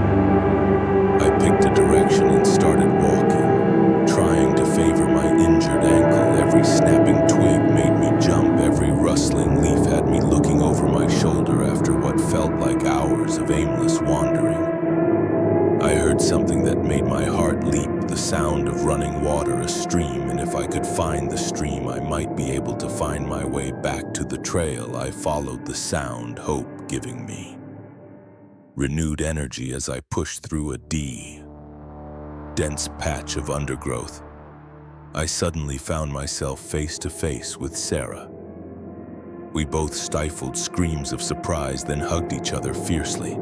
"Oh my God, Alex," Sarah whispered. "I thought I didn't know if I'm okay," I assured her. Though okay was a relative term at this point. "Have you seen Jake?" She shook her head, tears in her eyes. "We got separated. I've been hiding, trying to figure out what to do together. We decided to follow the stream. It had to lead somewhere, and it was our best chance of finding our way out of this nightmare. We walked through the night, jumping at every sound, expecting to see one of our pursuers behind every tree. As dawn broke, we finally heard something that filled us with relief and dread. In equal measure, the distant sound of vehicles. Cautiously, we approached the sound. Through the trees, we could see a road, and on that road, a welcome sight, police cars. It turned out that Jake had managed to find his way back to our car and had immediately driven to the nearest town to get help. The police had been searching for us all night as we were escorted to safety. I looked back at the forest. Somewhere in there were dangerous men and their illegal operation, but they'd be found. Soon enough, our ordeal had ensured that the aftermath was a blur of police statements and medical checks. The meth lab was raided, the men arrested. We were hailed as heroes by the local media, though it certainly didn't feel heroic at the time. It took a long time for the nightmares to stop, for me to be able to hear a twig snap without flinching. But eventually I found my way back to the trails. The forest, once a place of peace and adventure, had shown me its darker side. But it had also shown me my own strength. My will to survive. Now, when I hike, I carry with me the knowledge that danger can lurk in the most unexpected places, but I also carry the certainty that I can face that danger and overcome it. The forest may hide secrets, some of them deadly, but it can't hide the human spirit's capacity for survival. The golden light of sunset painted the forest in warm hues, but a chill ran down my spine that had nothing to do with the dropping temperature. As I peered through my camera's viewfinder, I caught a glimpse of something that shouldn't be there. A pair of gleaming eyes watching me from the shadows. In that moment, I realized I had become the prey, and the hunter was unlike anything I had ever encountered before. My name is Jack, and I'm a wildlife photographer. I've spent years tracking and photographing some of the most elusive creatures on the planet. From the snow leopards of the Himalayas to the jaguars of the Amazon. I thought I'd seen it all, but nothing could have prepared me for what I was about to face in the remote wilderness of the Pacific Northwest. I'd come to this particular stretch of old-growth forest following rumors of an undocumented species. Local tribes spoke of a creature that walked on two legs but was covered in fur with eyes that glowed in the dark, most dismissed as folklore. But I've learned over the years that legends often have a kernel of truth. For days I'd been setting up camera traps and staking out promising locations. I'd seen nothing but the usual wildlife: deer, elk, the occasional black bear. But as the sun began to set on my fifth day in the forest, everything changed. I was perched in a tree, blind, my camera ready, watching a small clearing where I'd noticed unusual tracks earlier. The light was fading fast, and I was considering packing up for the night when I heard it. A low, guttural growl that seemed to come from everywhere and nowhere at once. My heart rate spiked, but years of experience kept me still. I raised my camera, scanning the tree line through my telephoto lens. That's when I saw them. Two eyes reflecting the last rays of sunlight set in a face that was almost but not quite human. I snapped a series of shots instinctively. The camera's shutter sounding unnaturally loud in the hushed forest. As soon as I lowered the camera, the eyes were gone, but I could still feel its presence watching, waiting with trembling hands. I checked the photos I'd just Taken most were blurry, useless but one. The last one was crystal clear. What I saw made my blood run cold. The face was a pike, but with an intelligence in its eyes that was undeniably sentient. This was no known animal. This was something else entirely as darkness fell. I knew I had to get out of there. Whatever this creature was, it was clearly aware of me, and I didn't want to find out if it was as curious about me as I was about it. I began to pack up my gear as quietly as possible, all too aware of the rustling sounds coming from the underbrush around me. Just as I was about to descend from my perch, a blood-curdling screech pierced the night. It was close, too close. I froze, one hand on the tree trunk, the other clutching my camera bag. The forest had gone deathly quiet, as if every living thing was holding its breath. Then I heard it, the sound of something large moving through the forest, heading straight for my tree. Panic surged through me. I dealt with charging elephants and stalking tigers, but always from a safe distance, or with guides nearby. Here, I was alone, and whatever was coming was unlike anything in my experience. I scrambled down the tree, no longer caring about stealth, as soon as my feet hit the ground. I ran, I had no plan, no direction in mind. Pure instinct drove me forward, crashing through undergrowth, leaping over fallen logs behind me. I could hear it pursuing. The creature moved with an eerie silence, broken only by the occasional snap of a branch or rustle of leaves. It was toying with me. I realized with growing horror it could have caught me at any time, but it was drawing in out the chase. My lungs burned and my legs felt like lead, but terror kept me moving in the darkness. I could barely see where I was going. Branches whipped at my face, roots threatened to trip me with every step, but I didn't dare slow down. Suddenly, the ground disappeared from beneath my feet. I plunged forward, tumbling down a steep embankment. Pain shot through my body as I rolled, unable to stop my descent. When I finally came to a stop, I lay there for a moment, dazed and winded. The sound of rushing water filled my ears. I had landed near a river. As I struggled to my feet, wincing at the pain in my ankle, an idea struck me. The creature, whatever it was, seemed to rely heavily on scent. If I could cross the river, I might be able to throw it off my trail. I limped towards the sound of water. My eyes slowly adjusted to the darkness. The river loomed before me, a black ribbon cutting through the forest. It was wide and fast, moving far more dangerous than I had hoped. But I could hear movement in the forest behind me. I was out of options, taking a deep breath. I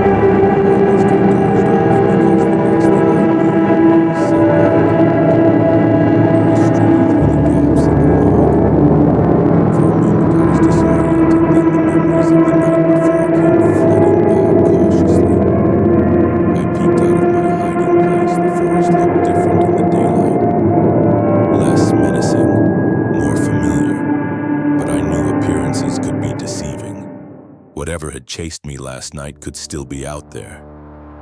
I checked my GPS unit, relieved to find it had survived the river crossing. I was about 5 miles from my campsite. It would be a tough hike with my injured ankle, but I had no choice. I needed to get back to civilization to show someone the photos I had taken. The journey back was a blur of pain and paranoia. Every snapping twig made me flinch. Every rustling leaf had me looking over my shoulder, but nothing appeared. No glowing eyes, no inhuman shrieks, just the normal sounds of a forest going about its day. When I finally stumbled into my campsite, I almost wept with relief. My tent was still there untouched. I quickly packed up my hands shaking with exhaustion and lingering fear. I needed to get out of these woods, back to my car. Back to safety. The hike to the trailhead was the longest 2 miles of my life when I finally saw my beat-up Land Rover. I could have kissed it. I threw my gear in the back and peeled out of there, not caring about the dust cloud I was kicking up. It wasn't until I was miles away, the forest, nothing but a green smudge in my rearview mirror, that I allowed myself to relax. I had made it. I had survived, but as the fear faded, excitement began to take its place. I had seen something extraordinary, something that could rewrite our understanding of the natural world, and I had proof. As soon as I had cell service, I called my editor, Mark. I said, my voice hoarse from exhaustion and emotion. You're not going to believe what I've got. The photos caused a sensation, of course. Scientists, cryptozoologists, and curiosity seekers descended on the forest. But despite extensive searches, no one ever found concrete evidence of the creature I encountered. Sometimes in the dead of night, I still wake up in a cold sweat, the echo of that unearthly shriek ringing in my ears. I've never gone back to those woods, and I never will. Some mysteries I've learned are better left unsolved. But I'll never forget the night I became the quarry hunted by something that shouldn't exist. It changed me, reminded me that in the grand scheme of things, humans are not always the apex predator. And somewhere out there in the depths of the forest, something is watching. Waiting, reminding us that there are still wild places in the world where we are not in control. The first scratch in the wall was so faint I almost missed it. But as I traced my fingers over the rough surface, a chill ran down my spine. Something was in the wall of this old cabin. Something alive and moving, and as the sun began to set, casting long shadows across the room, I realized with growing horror that I was trapped here. With whatever it was, my name's Daniel, and I've always been a bit of a loner, so when I inherited my great-uncle's cabin in the woods, it seemed like the perfect opportunity for some peace and quiet. I'd been feeling burnt out from my job in the city, and the idea of spending a few weeks surrounded by nature was incredibly appealing. The cabin was exactly as I remembered it from childhood visits. A small rustic structure nestled in a clearing miles from the nearest neighbor. As I pulled up in my rental car, a wave of nostalgia washed over me. I could almost smell Great Uncle Frank's pipe tobacco and hear his deep, rumbling laugh. The first few days were blissful. I hiked during the day, marveling at the lush forest and the crystal-clear streams. In the evenings, I'd sit on the porch with a book, listening to the chorus of crickets and watching the fireflies dance in the gathering darkness. It was on the fourth night that I first heard it. A soft scratching sound coming from inside the walls. At first, I dismissed it as mice. The cabin was old after all, and it wasn't surprising that some critters might have made their home in it. But as I lay in bed that night, the scratching grew louder, more insistent. It seemed to be moving, traveling from one wall to another.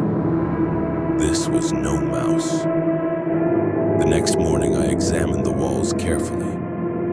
That's when I found the first scratch marks, long, deep gouges in the wooden panels. They were too big to be from any rodent I knew of.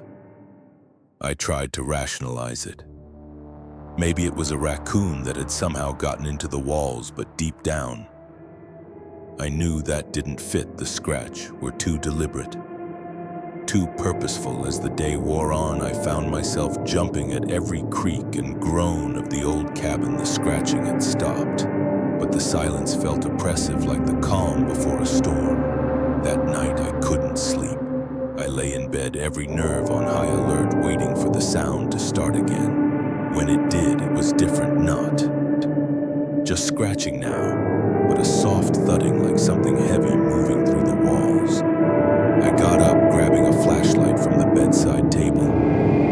My hands were shaking as I shone the beam along the walls. The scratching seemed to be coming from behind the old fireplace as I approached. The noise stopped abruptly. I stood there, heart pounding, straining my ears in the silence. Then I heard it, a sound that made my blood run cold, a low, guttural growl coming from inside the wall. I stumbled back, nearly dropping the flashlight. This was no animal. At least no animal I'd ever encountered. I spent the rest of the night huddled on the couch, jumping at every sound. As soon as the first light of dawn broke, I was in my car driving towards town. The local diner was just opening when I arrived. I must have looked a sight pale, disheveled, with dark circles under my eyes. The waitress, a kindly older woman named Betty, took one look at me and brought over a strong cup of coffee. "You all right, honey?" she asked, concern etched on her face. "You look like you've seen a ghost." I laughed nervously. "Not a ghost," I said, "but something. I'm staying at my uncle's old cabin, and there's something in the walls." Betty's expression changed, a flicker of, "Was that fear, Frank, old place?" she asked, up on Willow Creek Road. I nodded, surprised. "You knew my uncle," she sighed, glancing around the empty diner before sliding into the booth across from me. "Everyone around here knew Frank," she said, "and everyone knows about that cabin." My heart sank. "What do you mean?" Betty leaned in, lowering her voice. "There's always been stories about that place, even before your uncle bought it. People say it's not right, that there's something living in the walls. Something that's been there for a long, long time." I felt a chill run down my spine. "What kind of something?" She shook her head. "Nobody knows for sure. Some say it's a spirit angry at being disturbed. Others think it's some kind of creature hibernating. For years at a time, your uncle, he never believed the stories. Said it was just superstition." I thought about the scratches, the growl I'd heard. "It's real," I said. "Whatever it is, it's real." Betty reached out, patting my hand. "Listen, honey, if I were you, I'd pack up and leave some things. It's better not to mess with, but I couldn't just leave. The cabin was mine now.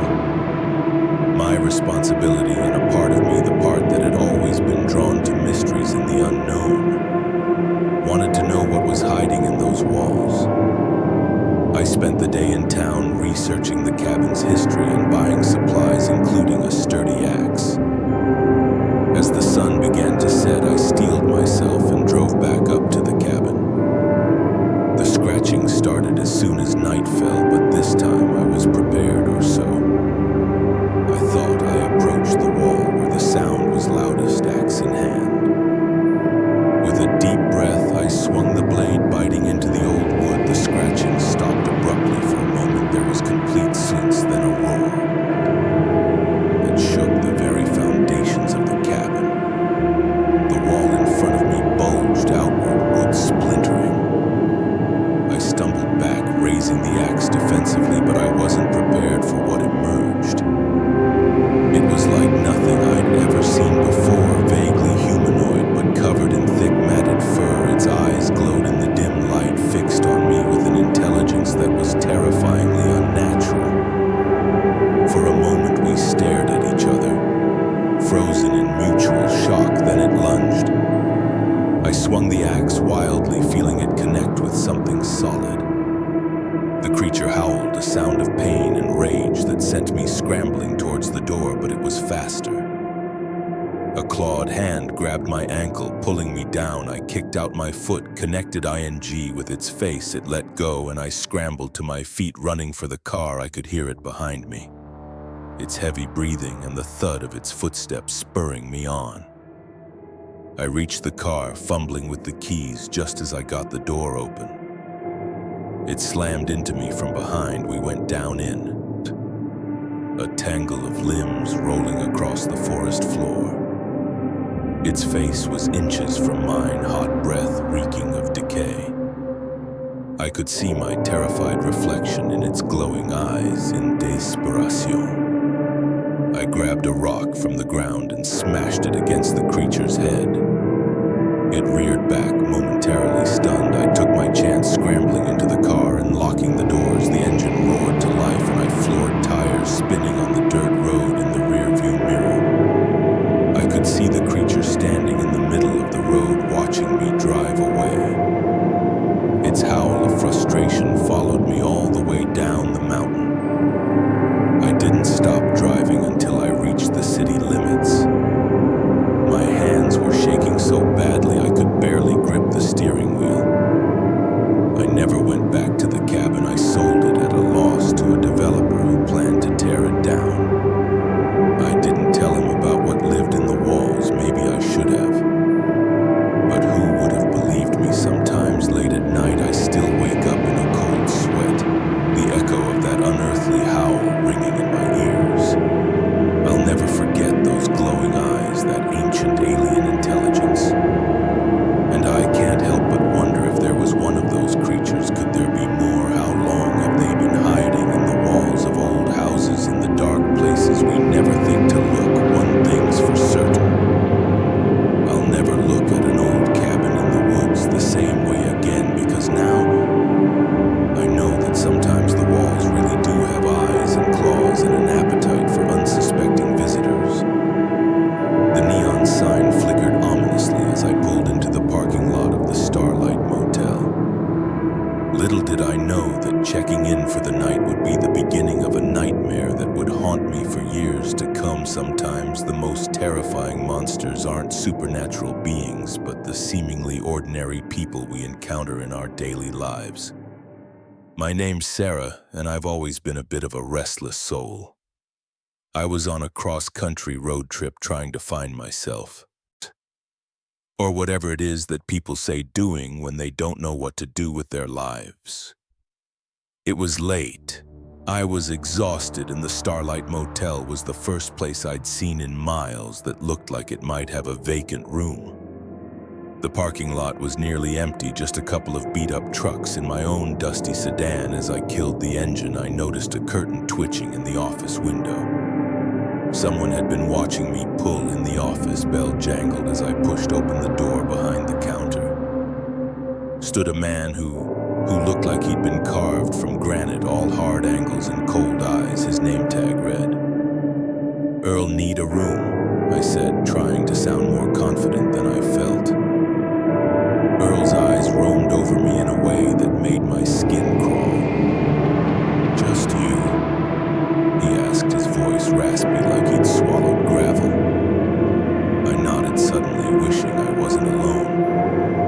Got a single on the end, $30 cash only. As I counted out the bills, I could feel Earl's eyes on me. When I looked up, he was smiling. It wasn't a pleasant smile. "Enjoy your stay," he said, handing me a key attached to a plastic fob shaped like a star. My room was at the far end of the motel, away from the office and the other occupied rooms. As I unlocked the door, I couldn't shake the feeling that I was being watched. The room was about what you'd expect for $30 a night: a sagging double bed, a TV that looked older than me, and a bathroom that had seen better days. But it was a place to sleep, and that's all I needed. I was just about to collapse onto the bed when I noticed something odd. There was a small hole in the wall about eye level, partially hidden behind a tacky landscape painting. I peered closer. It looked like it went right through to the next room. A chill ran down my spine. I quickly covered the hole with the painting, trying to convince myself it was just damage from a previous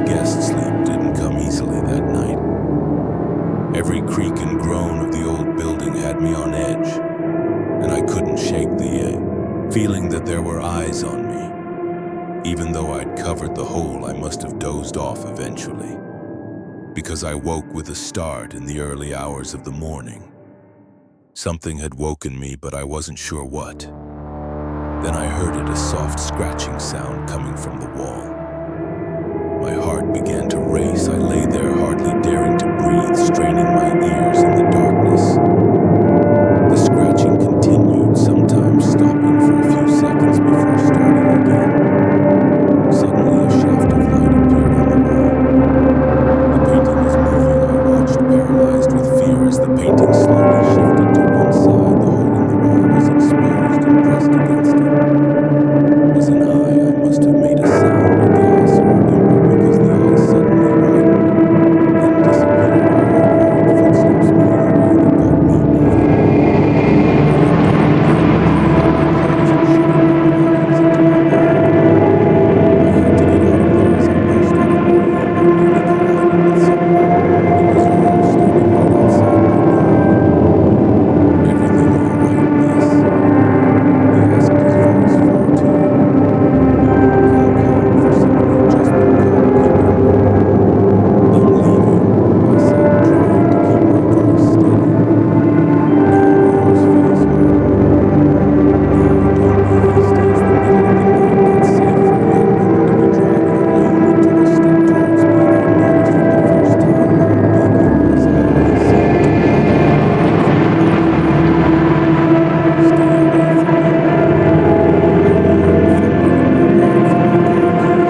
the first time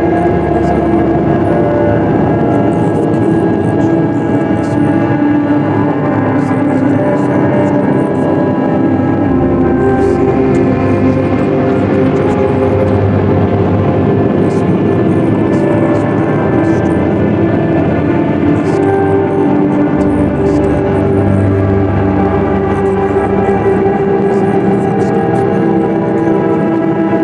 I reached my car, my hand shaking so badly I could barely get the key in the lock. Just as I wrenched the door open, a hand grabbed my shoulder, spinning me around. Earl loomed over me, his face twisted with rage. "You shouldn't have done that," he growled. I saw the knife coming towards me, and I did the only thing I could think of. I brought my knee up hard, right between his legs. Earl doubled over with a grunt of pain, the knife clattering to the ground. I shoved him as hard as I could, sending him sprawling, and dove into my car. The engine roared to life, and I floored it, tires squealing as I peeled out of the parking lot in my rearview mirror. I could see Earl staggering to his feet, growing smaller as I sped away. I drove for hours, my heart pounding, jumping at every set of headlights I saw.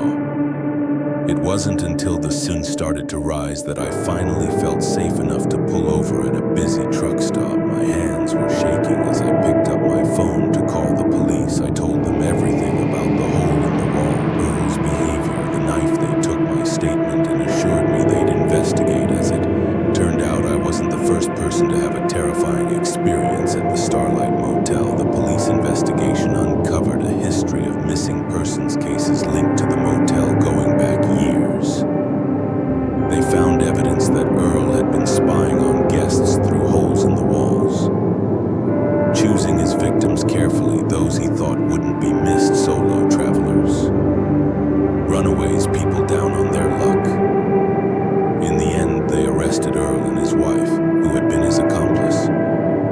The full extent of their crimes was never made public, but the rumors were horrifying. I gave more statements, testified at the trial.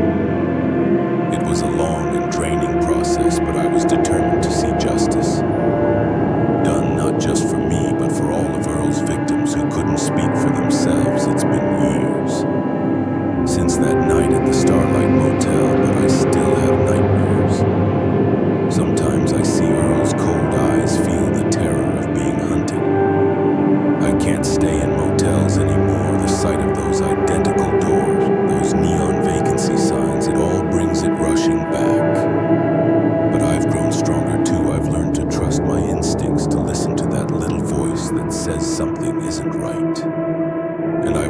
that sometimes the most ordinary-looking places and people can hide the darkest secrets. I still travel, still explore, but now I do it with my eyes wide open, always aware that danger can lurk in the most unexpected places, and every time I pass a rundown motel on a lonely stretch of highway, I say a silent prayer for those who might be trapped inside, fighting battles that no one knows about, because the truth is, you never really know what's happening behind closed doors or who might be watching from the other side of the wall. The moment I saw the ornate mask, something deep within me screamed danger. But surrounded by the laughter and music of the Halloween party, I pushed the feeling aside. If only I'd listened to that instinct, because as the night wore on, I realized those masks weren't just hiding faces, they were concealing murderous intentions. My name's Alex, and I've always loved Halloween, the costumes, the atmosphere, the way reality seems to bend just a little on that one magical night. So when my friend Jen invited me to EXP exclusive Halloween bash at some rich guy mansion, I jumped at the chance. It's going to be epic. Jen had gushed over the phone. This guy goes all out, and get this, it's a masquerade theme. Everyone has to wear a mask the whole night. Isn't that cool? It did sound cool, mysterious even. I spent weeks putting together the perfect costume, a steampunk-inspired outfit complete with a bronze and leather mask that covered the top half of my face. The night of the party, Jen picked me up in her beat-up Corolla. As we drove out of the city, the houses got bigger and farther apart. Finally, we turned down a long tree-lined driveway. Holy! I breathed as the mansion came into view. It was massive, all Gothic spires and gargoyles. Like something out of a horror movie, jack-o'-lanterns lined the steps, their flickering light casting eerie shadows told you it was epic. Jen grinned, adjusting her feathered mask. Inside the party was already in full swing. The foyer was packed with people in elaborate costumes, all wearing masks that ranged from simple dominoes to intricate full-face creations. Music pulsed from hidden speakers, and waiters in skeleton makeup circulated with trays of drinks and hors d'oeuvres. Wow, I said, taking it all in. Who did you say was throwing this party again? Jen shrugged, friend of a friend. Come on, let's get a drink. We made our way to the bar, squeezing past a group of people in animal masks. As the bartender mixed our drinks, I felt a prickle on the back of my neck. I turned to see a tall figure in a red cloak and a white beaked mask, like something a plague doctor would wear. Staring at me, at least I thought they were staring. It was hard to tell with the mask. Creepy costume, I muttered to Jen. She followed my gaze. Oh yeah, I've seen a few of those around. I think they're part of the staff or something. Really adds to the atmosphere, right?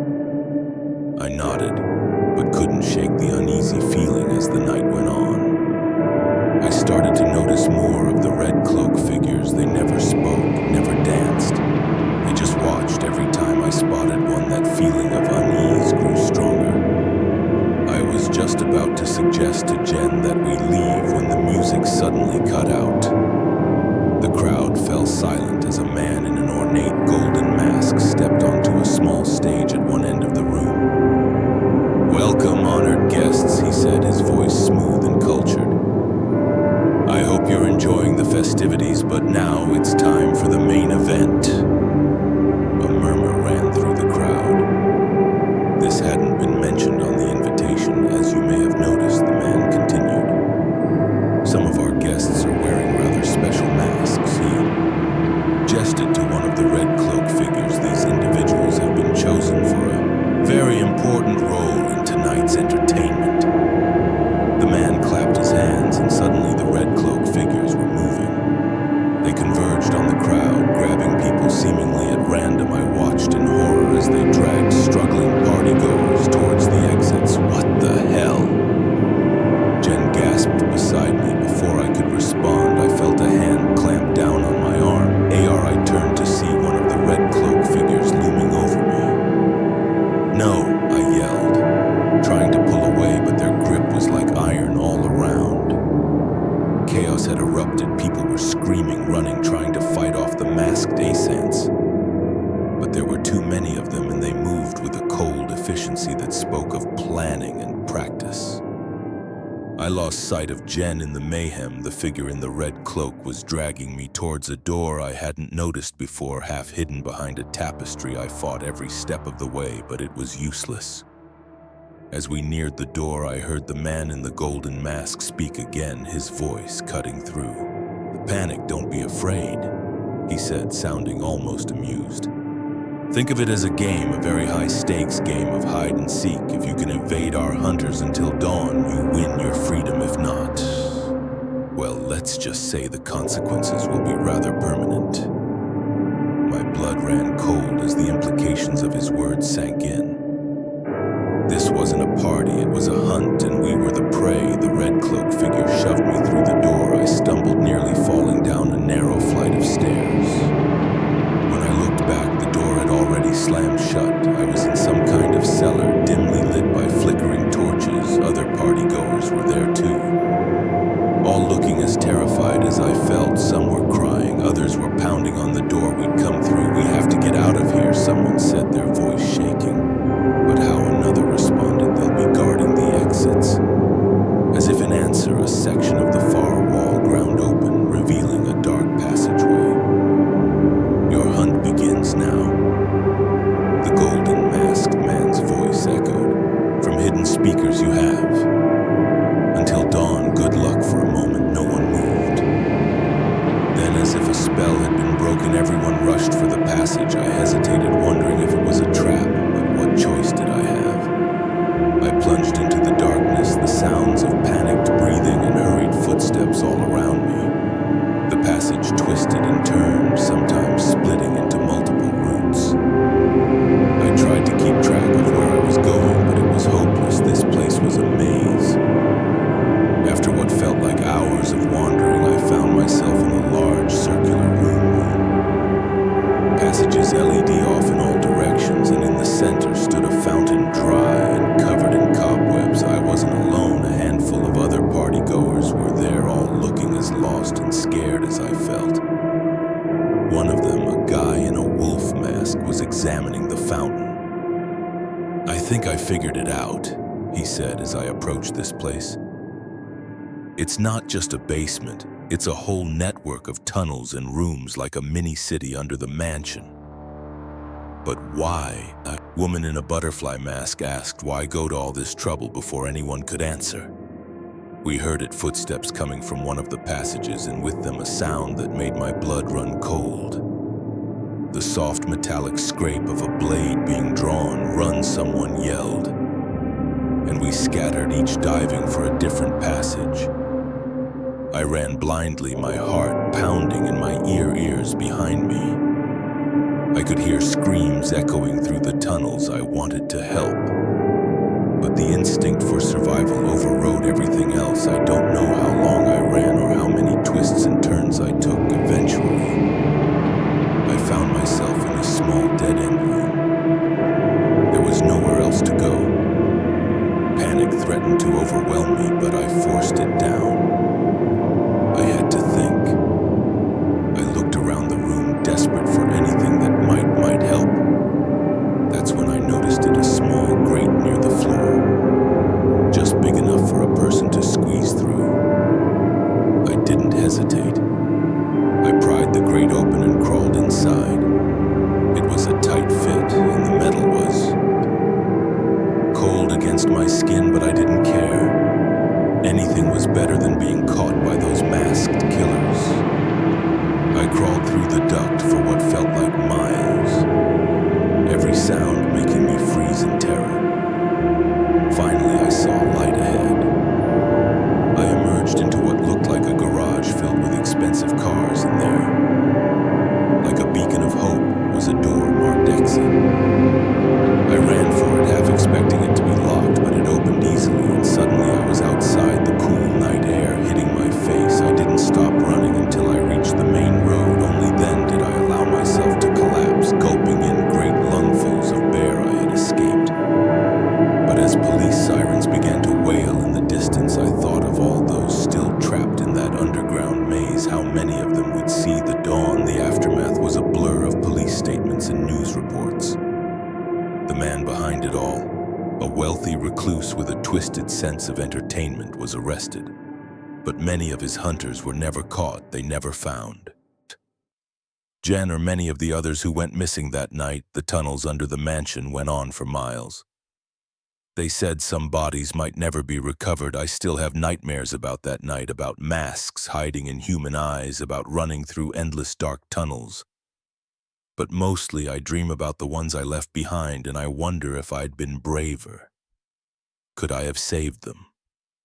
Halloween isn't fun for me anymore because now I know that sometimes the monsters aren't just people in costumes. Sometimes they're all too real, and sometimes they win. The mist rolled across the lake, thick and impenetrable. As I cast my line into the inky black water, I'd come out here for solitude, for peace. Instead, I found a nightmare floating in the fog, a ghost ship that would turn my quiet fishing trip into a fight for survival against an unspeakable evil. My name's Mike, and I've been fishing these waters since I was a kid. Lake Erie might not be the most glamorous of the Great Lakes, but it's always been my sanctuary when life gets too hectic, too noisy. I come out here, just me, my little fishing boat, and the vast expanse of water that night started like any other. I'd pushed off from the dock, just as the sun was setting, planning to do some night fishing. The weather report had mentioned fog rolling in, but I wasn't worried. I knew these waters like the back of my hand. As darkness fell, the fog grew thicker than I'd ever seen it. I could barely see the bow of my own boat.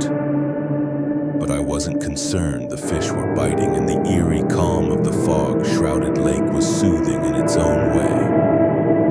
It was close to midnight when I first heard it, a low, mournful sound echoing across the water. At first, I thought it was just the wind playing tricks, but then I heard it again, louder this time, a ship's horn. But unlike any I'd heard before, it sounded old, rusted, like something that hadn't been used in a very long time. I peered into the fog, straining my eyes.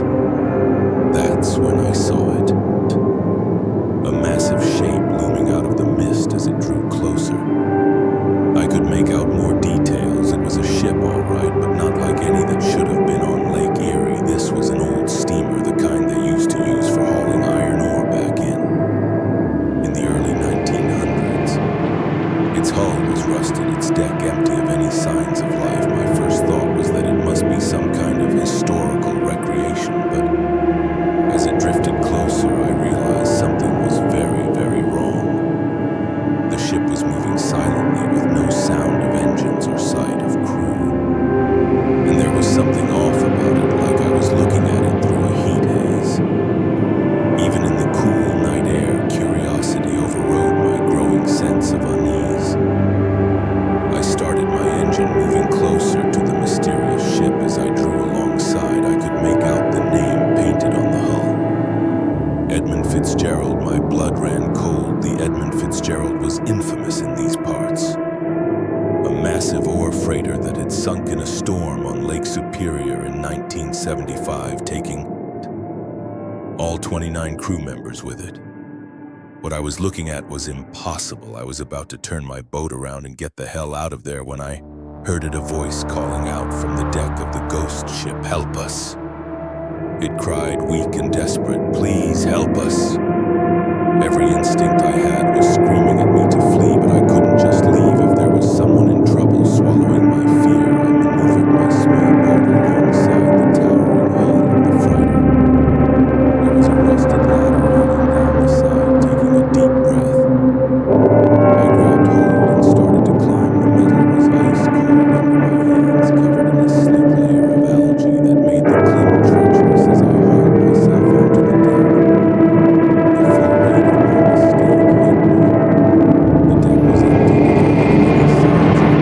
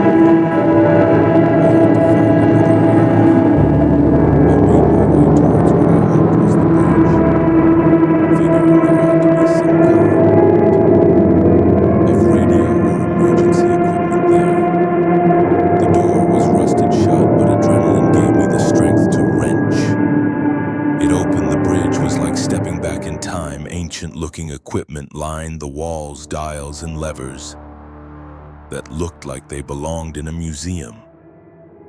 And there, slumped over the ship's wheel, was a figure. Hope surged through me. "Hey," I called out, moving closer. "Are you all right?" The figure didn't move as I approached. I realized why what I had thought was a person was nothing but a skeleton clothed in the tattered remains of a captain's uniform. I stumbled back, a scream caught in my throat. This was madness, impossible. I had to be dreaming. A noise behind me made me whirl around. There, blocking the doorway, stood a man, but not a living man. His flesh was bloated and pale, his eyes milky white. Seaweed clung to his clothes and water dripped constantly from his form. "Welcome aboard," he said, his voice gurgling as if he were speaking underwater. "We've been waiting for you." I backed away, my mind reeling. What are you?" The thing that had once been a man smiled, revealing rows of sharp fish-like teeth. "We are the crew of the Edmund Fitzgerald, lost but not gone, and now you'll join us." More figures appeared behind him, all in various states of decay. They began to advance into the bridge, their hands outstretched towards me. In that moment, survival instinct took over. I grabbed a heavy logbook from a nearby desk and hurled it at the lead figure. It passed right through him, but the action startled them enough for me to make a break for it. I shoved past them, their cold, wet hands grasping at me as I ran. I could hear them behind me, their waterlogged footsteps pounding on the deck. I ran without direction, taking random turns through the labyrinthine interior of the ship. Every door I passed through seemed to lead somewhere different than it should have, as if the internal geography of the vessel was constantly shifting. Finally, I burst out onto the deck again, but it wasn't the same deck I'd first climbed onto. This one was tilted at a sickening angle, water sloshing over one side with a jolt of horror. I realized the ship was sinking. The ghostly crew was still behind me, getting closer in desperation. I ran for the railing, and without allowing myself time to think, I jumped. The shock of the cold water drove the air from my lungs. For a moment, I was sure I was going to drown. But then my survival training kicked in. I fought my way to the surface, gasping for air. The ghost ship was gone. There was nothing but fog all around me. I treaded water, trying to get my bearings. That's when I heard it, the distant sound of a motor. I shouted for help, my voice hoarse and desperate. The sound grew closer, and suddenly a beam of light cut through the fog. It was a Coast Guard boat. As they pulled me from the water, I babbled about the ghost ship, the undead crew. The Coast Guard officers exchanged worried glances, clearly thinking I was delirious. It wasn't until later, after I'd been checked out at a hospital and declared physically fine, that I learned the truth. There had been a rash of disappearances on the lake over the past few months, all on foggy nights, all in the same general area where I'd had my encounter. The official report ruled it mass hallucination, possibly caused by some kind of toxic algae bloom. But I know what I saw, what I experienced. I don't go out on Lake Erie anymore. Can't bring myself to set foot on a boat. But sometimes on foggy nights I find myself drawn to the shore. And as I stand there watching the mist roll in, I swear I can hear it. The low, mournful sound of the Edmund Fitzgerald's horn calling out across the water, calling for new rolls to join its damned crew. And I wonder how many more will answer that call before the ghost ship is finally laid to rest. The howling wind drowned out the sputtering of my car's engine as it finally gave up. The ghost surrounded by a whiteout of swirling snow. I realized I was stranded in the middle of nowhere. Little did I know my desperate search for shelter would lead me into the clutches of a madman, and the cozy cabin I thought was my salvation would become a prison of terror. My name's Claire, and I've always prided myself on being prepared, but nothing could have prepared me for that night. I was driving back from a work conference, taking the scenic route through the mountains. It was supposed to be a peaceful drive, a chance to decompress before diving back into the chaos of city life. The storm came out of nowhere. One minute I was admiring the snow-capped peaks, the next I could barely see 2 feet in front of me. I slowed to a crawl, my knuckles white on the steering wheel as I struggled to keep the car on the road. That's when I heard it. A sickening clunk from under the hood. The car shuddered, coughed, and died. I coasted to a stop on the shoulder, if you could call it that. On one side was a sheer rock face, on the other a steep drop-off into darkness. I tried to restart the engine, but it was no use. The battery was dead, and even if it wasn't, I suspected the problem was much worse. I was stuck. I reached for my phone already, knowing it was futile.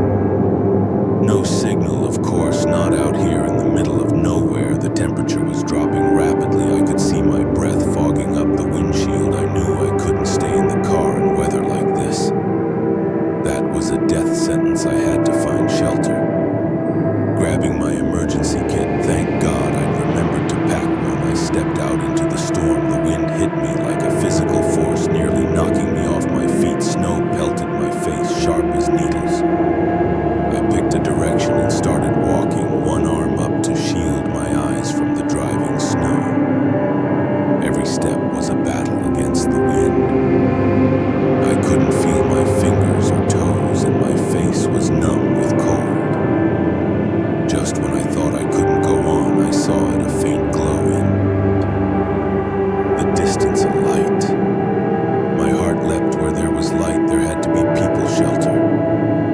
I pushed on with renewed energy. As I got closer, I could make out the shape of a cabin, smoke curled from the chimney, promising warmth and safety. I stumbled up to the door and pounded on it with frozen fists. "Hello!" I shouted, my voice nearly lost in the howling wind. "Please, I need help." For a long moment, there was nothing. Then I heard movement inside. The door creaked open, and I found myself face to face with a man. He was tall and lean, with a wild beard and eyes that seemed to glow in the lamplight. He looked at me with surprise, then concern. "Good Lord, miss," he said, his voice gravy. "What are you doing out in this storm? Come in, come in." I all but fell through the doorway, the sudden absence of wind making me stumble. The man caught me, his hand strong and sure. "Thank you," I gasped, shivering violently. My car broke down. "I didn't know what to do, you poor thing," he said, leading me to a chair. "By the fireplace, you're half frozen here. Let me get you something warm to drink," as feelings slowly returned to my extremities. I took in my surroundings. The cabin was cozy, if a bit cluttered. Books and papers were strewn everywhere, and the walls were covered in maps and diagrams I couldn't make sense of. The man returned with a steaming mug. "It's just tea," he said, handing it to me, "but it'll warm you up." I took a grateful sip. "I'm Claire," I said. "Thank you so much for helping me. I don't know what I would have done if I hadn't found your cabin." He smiled, but it didn't quite reach his eyes. "Jack," he said, "and think nothing of it. I couldn't very well leave you out there to freeze, could I?" As we talked, I began to relax. Jack seemed nice enough, if a bit odd. He told me he was a researcher studying weather patterns in the mountains. That explained all the maps and equipment I could see scattered around the storms, not likely to let up until morning. He said, glancing out the window, "You're welcome to stay here for the night. I'm afraid I don't have a guest room, but the couch is comfortable, able enough." I hesitated. Staying the night in a stranger's cabin wasn't ideal, but what choice did I have? "That's very kind of you," I said. "If you're sure it's no trouble at all." Jack said, that strange smile back on his face. As the night wore on, my unease grew. There was something off about Jack, something I couldn't quite put my finger on. The way his eyes would linger on me when he thought I wasn't looking, the way he'd sometimes pause mid-sentence as if listening for something. I tried to shake it off. He'd saved my life after all. I was just being paranoid. It wasn't until I got up to use the bathroom that I realized how wrong I was. As I walked down the narrow hallway, I noticed a door that was slightly ajar. I wouldn't have thought anything of it, except I heard a sound coming from inside, a muffled thump like someone moving around. My curiosity got the better of me. I pushed the door open a little wider and peered inside. What I saw made my blood run cold. The room was some kind of workshop filled with strange equipment and jars of unidentifiable substances, but that wasn't what caught my attention. There, strapped to a table in the center of the room, was a person. They were gagged and bound, their eyes wide with terror as they struggled against their restraints. I must have made a sound, because suddenly Jack was there, his hand clamping down on my shoulder. Now, he said, his voice eerily calm. You shouldn't go poking around in other people's business, CLA. I tried to run, but his grip was like iron. He dragged me into the room, ignoring my struggles. I really wish you hadn't seen this, he said, forcing me into a chair. Things could have been so much simpler. As he tied me up, he kept talking, his voice taking on a manic edge. You don't understand. None of you understand the storms. They're not natural. There's something out. There's something in the mountains. I'm trying to stop it. Don't you see? I didn't see. All I saw was a madman, a monster wearing the face of my rescuer. Please, I begged, tears streaming down my face. Let us go. We won't tell anyone, I swear. Jack just shook his head. I'm afraid I can't do that. You're part of it now. Part of the experiment. The next few hours were a blur of terror. Jack moved between us, injecting us with something that made the room spin in our minds. Fog, he muttered, constantly scribbling notes and adjusting equipment through the haze. I tried to think of a way out. The ropes were tight, but maybe if I could work them loose. I don't know how long it took, but finally I felt the ropes give. Jack was focused on his other victim, his back to me. It was now or never. I lunged from the chair, grabbing the nearest object, a heavy glass jar, and brought it down on Jack's head with all my strength. He went down hard, crumpling to the floor. I didn't wait to see if he was out. Cold. I untied the other person, a hiker I learned later who'd gone missing weeks ago, and we ran. The storm had passed. The world outside, blanketed in pristine white snow. We stumbled through drifts, the cold biting at our skin. But fear kept us moving. It wasn't until we reached the main road and flagged down a passing truck that I finally allowed myself to believe we were safe. The aftermath was a blur of police statements and hospital visits. They found Jack's cabin, but he was long gone, the things they discovered there. I try not to think about it. They never caught him. Sometimes when the wind howls outside my window, I imagine I can hear his voice whispering about experiments and things in the mountains. I don't drive those back roads anymore. I don't go anywhere remote if I can help it. Because now I know that sometimes the real monsters aren't in the storm outside. Sometimes they're waiting behind a friendly small, ready to turn your salvation into a nightmare. And in those moments when you're most vulnerable, most in need of help, that's when they strike. So be careful who you trust in the dark and the cold. You never know what's really waiting behind that cabin door. The crack of a twig snapping underfoot echoed through the forest, freezing us in our tracks. We'd come to these woods for a peaceful camping trip, but in that moment I realized we'd stumbled into a deadly game of cat and mouse. The hunters had become the hunted, and our fight for survival was about to begin. My name's ER, and I've always loved the great outdoors, so when my boyfriend Tom suggested a weekend camping trip deep in the Ozark National Forest, I jumped at the chance. We'd been planning this getaway for months. poring over maps and plotting the perfect route to take us far from the usual tourist trails. We set out early on a crisp Friday morning, our backpacks loaded with supplies and our hearts full of excitement. The first day was everything we'd hoped for. Challenging hikes through pristine wilderness, breathtaking views, and the kind of solitude you can only find miles away from civilization.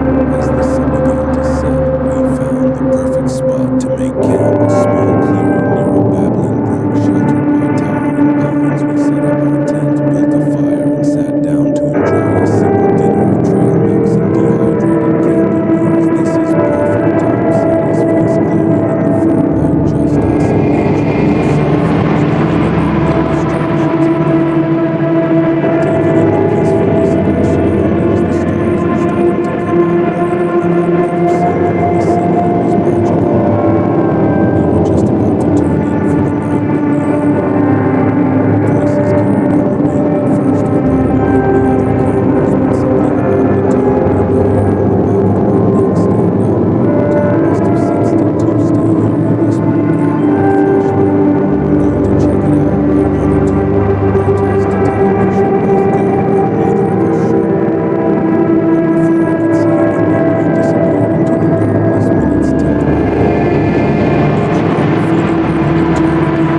protest, to tell him we should both go, and neither of us should. But before I could say anything, he disappeared into the darkness. Minutes ticked by, each one feeling like an eternity. The voices grew louder, then suddenly cut off. The silence that followed was deafening. Just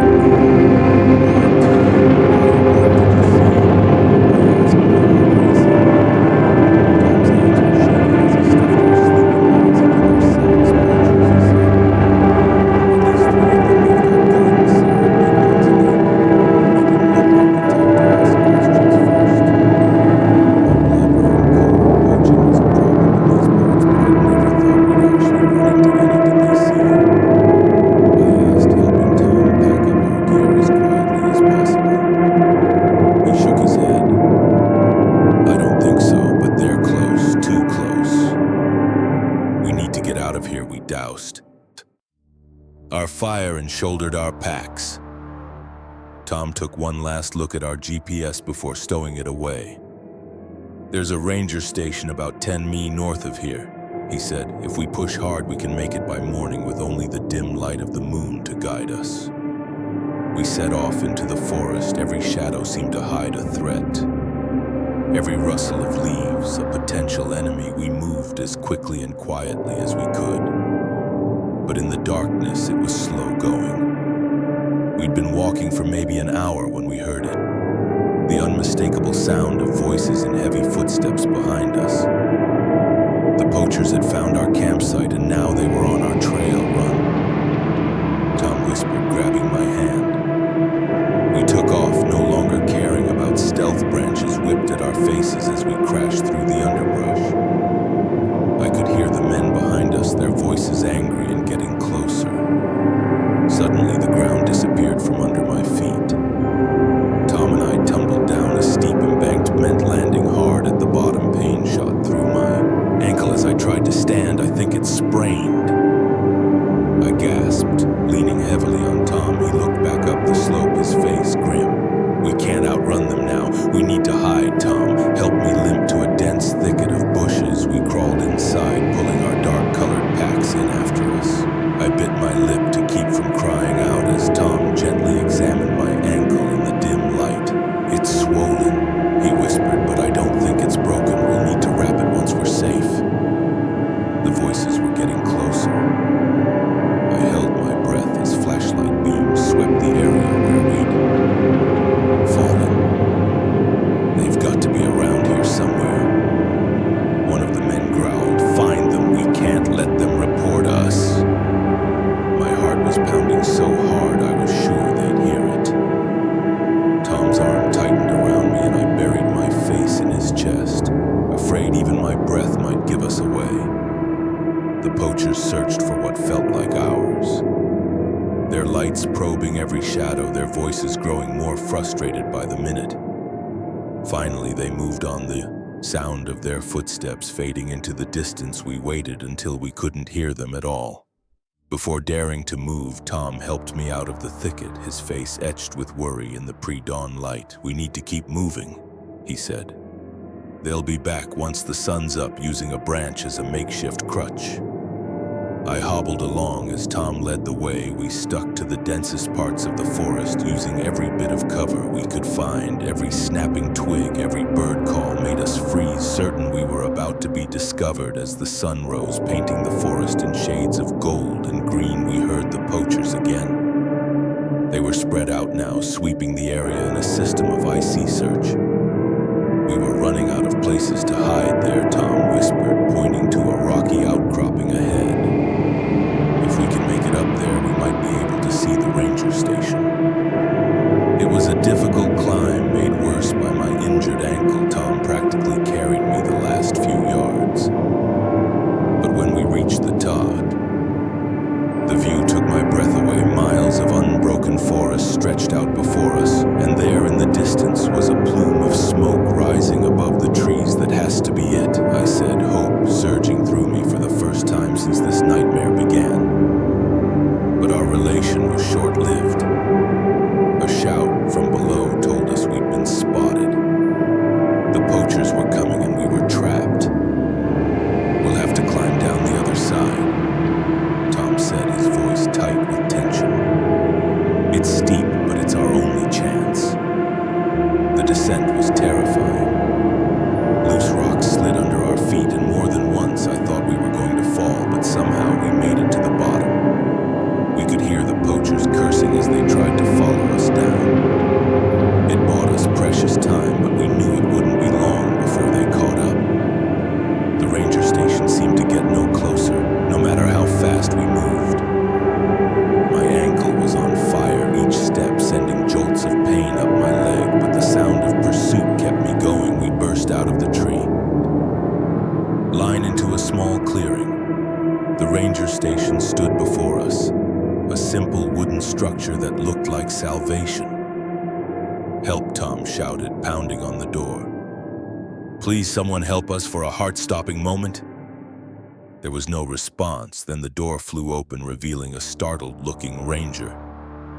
"What in the world?" he began, but Tom cut him off. "Poachers," he gasped. "They're right behind us. They've got guns." The ranger's expression hardened. He ushered us inside and locked the door, then grabbed a rifle from a rack on the wall. "Stay here," he said, moving to the window. "I've called for backup, but it'll take time for them to get here." The next few minutes were tense. We could hear the poachers approaching, their voices raised in anger as they realized where we'd gone. The ranger stood his ground, ordering them to drop their weapons for a moment. I thought there would be a shootout, but faced with an armed official, the poachers' nerve broke. They fled back into the forest just as the sound of approaching vehicles echoed through the trees. The aftermath was a blur of police statements and medical attention. For my ankle, the poachers were caught a few days later trying to flee the state. Tom and I never did finish our camping trip, but in a way, we got more adventure than we bargained for. We saw firsthand the dark side of nature, not the animals or the elements, but the human predators who exploit the wilderness for their own gain. We still go camping, but now we're more cautious. We know that even in the most beautiful places, danger can lurk. But we also know that we're stronger together, that we can face whatever comes our way. And sometimes when we're sitting around a campfire under the stars, we remember that night, not with fear, but with a sense of pride. We survived. We protected each other, and in doing so, we found a strength in ourselves we never knew. We had the moment I stumbled upon the first makeshift grave. I knew my peaceful hiking trip had turned into a nightmare. The forest floor was disturbed, unnatural mounds, dotting the landscape like gruesome landmarks. As I stood there, frozen in horror, one thought echoed through my mind. I had just walked into a serial killer's dumping ground, and I needed to get out before I became the next victim. My name's Alex, and I've always been an avid hiker. There's something about losing myself in nature that helps clear my head and puts life into perspective, so when I had a few days off work, I decided to tackle a new trail in the Cascade Mountains, one that was off the beaten path and promised solitude and breathtaking views. The first day of my hike was everything I'd hoped for. The trail was challenging but rewarding, winding through dense forests and opening up to stunning vistas of snow-capped peaks. I set up camp that night feeling accomplished and at peace, looking forward to what the next day would bring.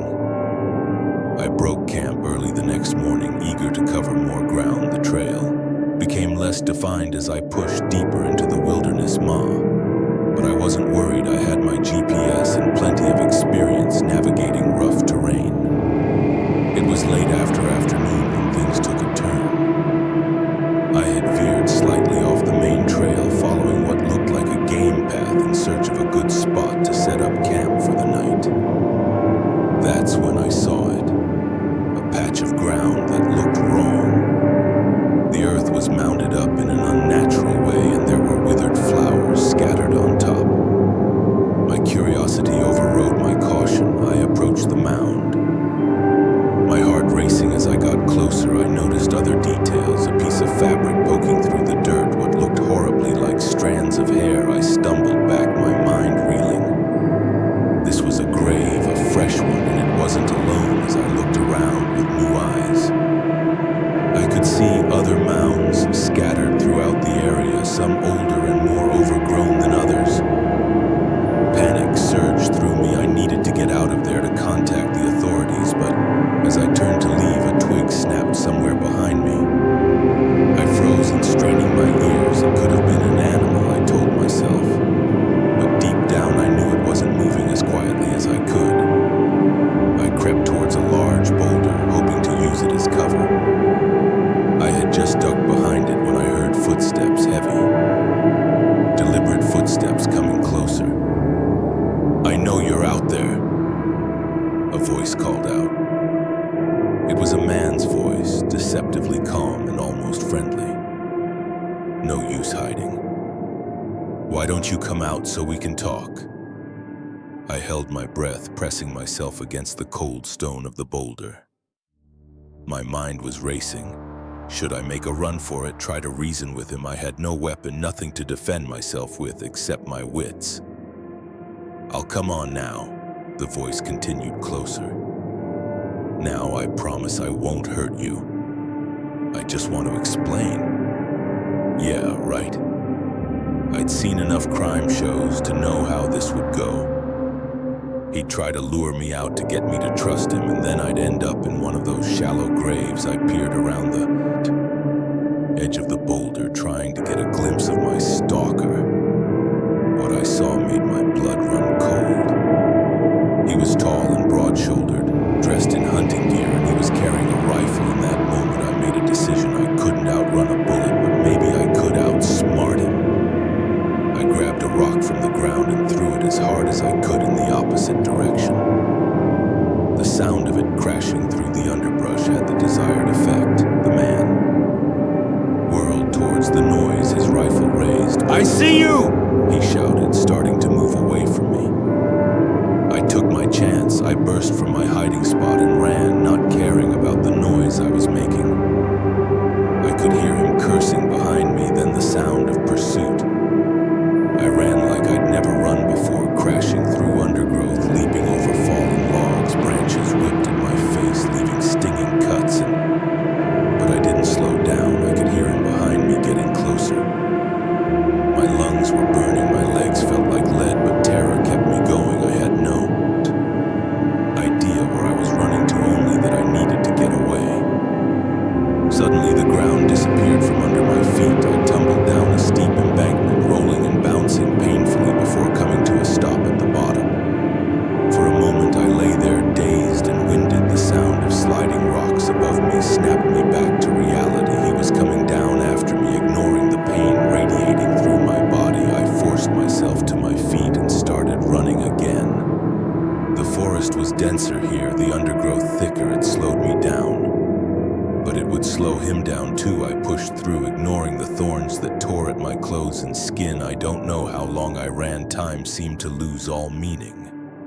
But eventually I burst out of the tree line and found myself on a road, an actual paved road. Hope surged through me. Where there was a road, there had to be people, civilization, safety.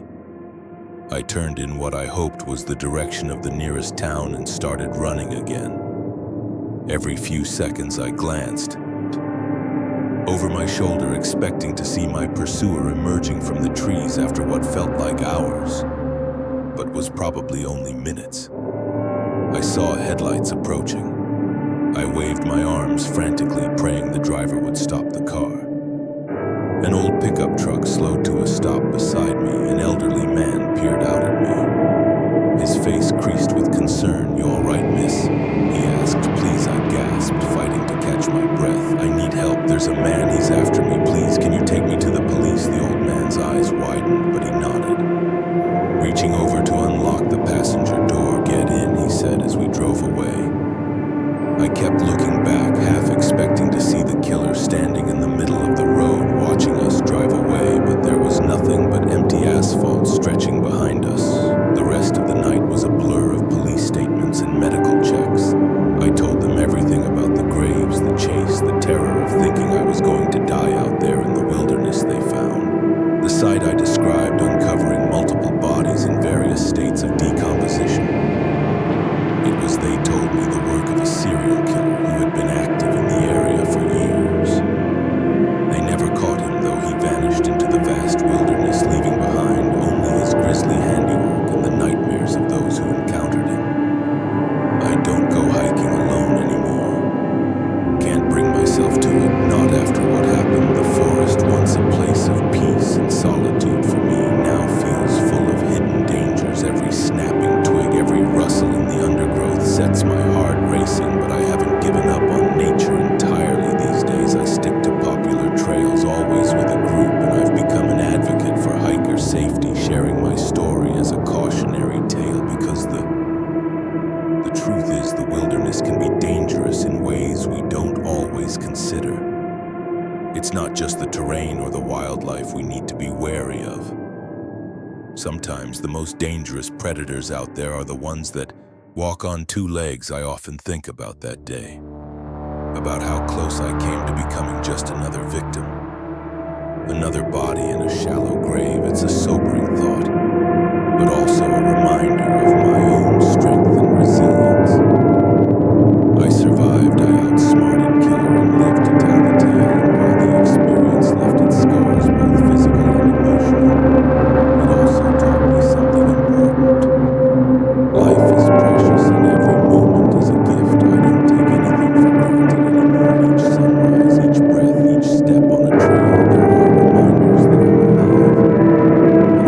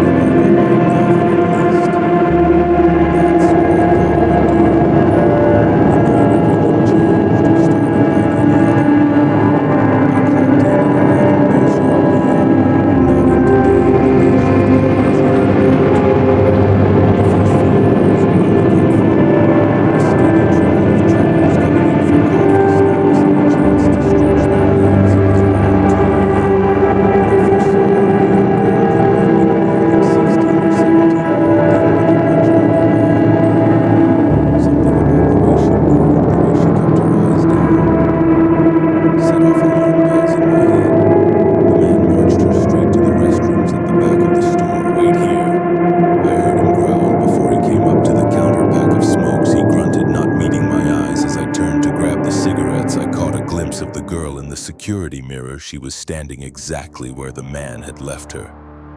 But her eyes were darting around frantically like a cornered animal looking for escape.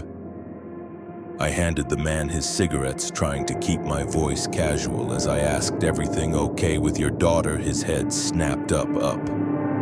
"Is narrowing, mind your own business," he snarled, snatching the pack from my hand and stalking back to the girl. I watched as he roughly grabbed her arm and dragged her out of the store. My stomach churned. Something was very, very wrong. Over the next few weeks, I saw more girls like her, always young. Always with older men who treated them more like property than people. I started paying closer attention, noticing patterns. The same trucks would show up at odd hours. Men would exchange hushed words and knowing glances. I knew I had to do something, but I was scared.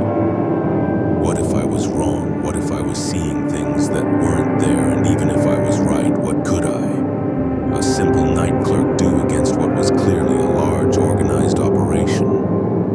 It was a quiet Tuesday night when things came to a head. A big rig pulled in around 3:00 a.m., and I recognized the driver as one of the regulars I'd been watching. He came in alone, but when he left, he had 2 young girls with him. They looked drugged, barely able to walk straight. My heart was pounding as I watched them climb into the truck. This was it. I couldn't stand by any longer with shaking hands. I picked up the phone and dialed 911. 911. "What's your emergency?" I took a deep breath. I think I've uncovered a human trafficking ring operating out of Big Rig's truck stop on Highway 20. The dispatcher's voice sharpened. "Can you elaborate, sir?" I told her everything I'd seen over the past few weeks, describing the girls, the men, the patterns I'd noticed. As I spoke, I kept my eyes on the security cameras watching the parking lot. "Units are on their way," the dispatcher assured me. "Is there anything else you can tell us?" Just then I saw movement on one of the screens. A van had pulled up, and men were ushering more girls into it.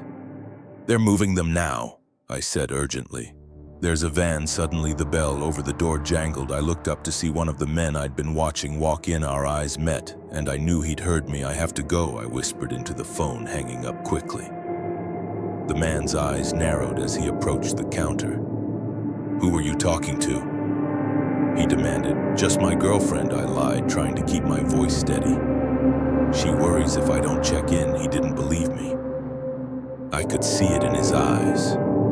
"Come out from behind the counter," he said, his hand moving to his waistband.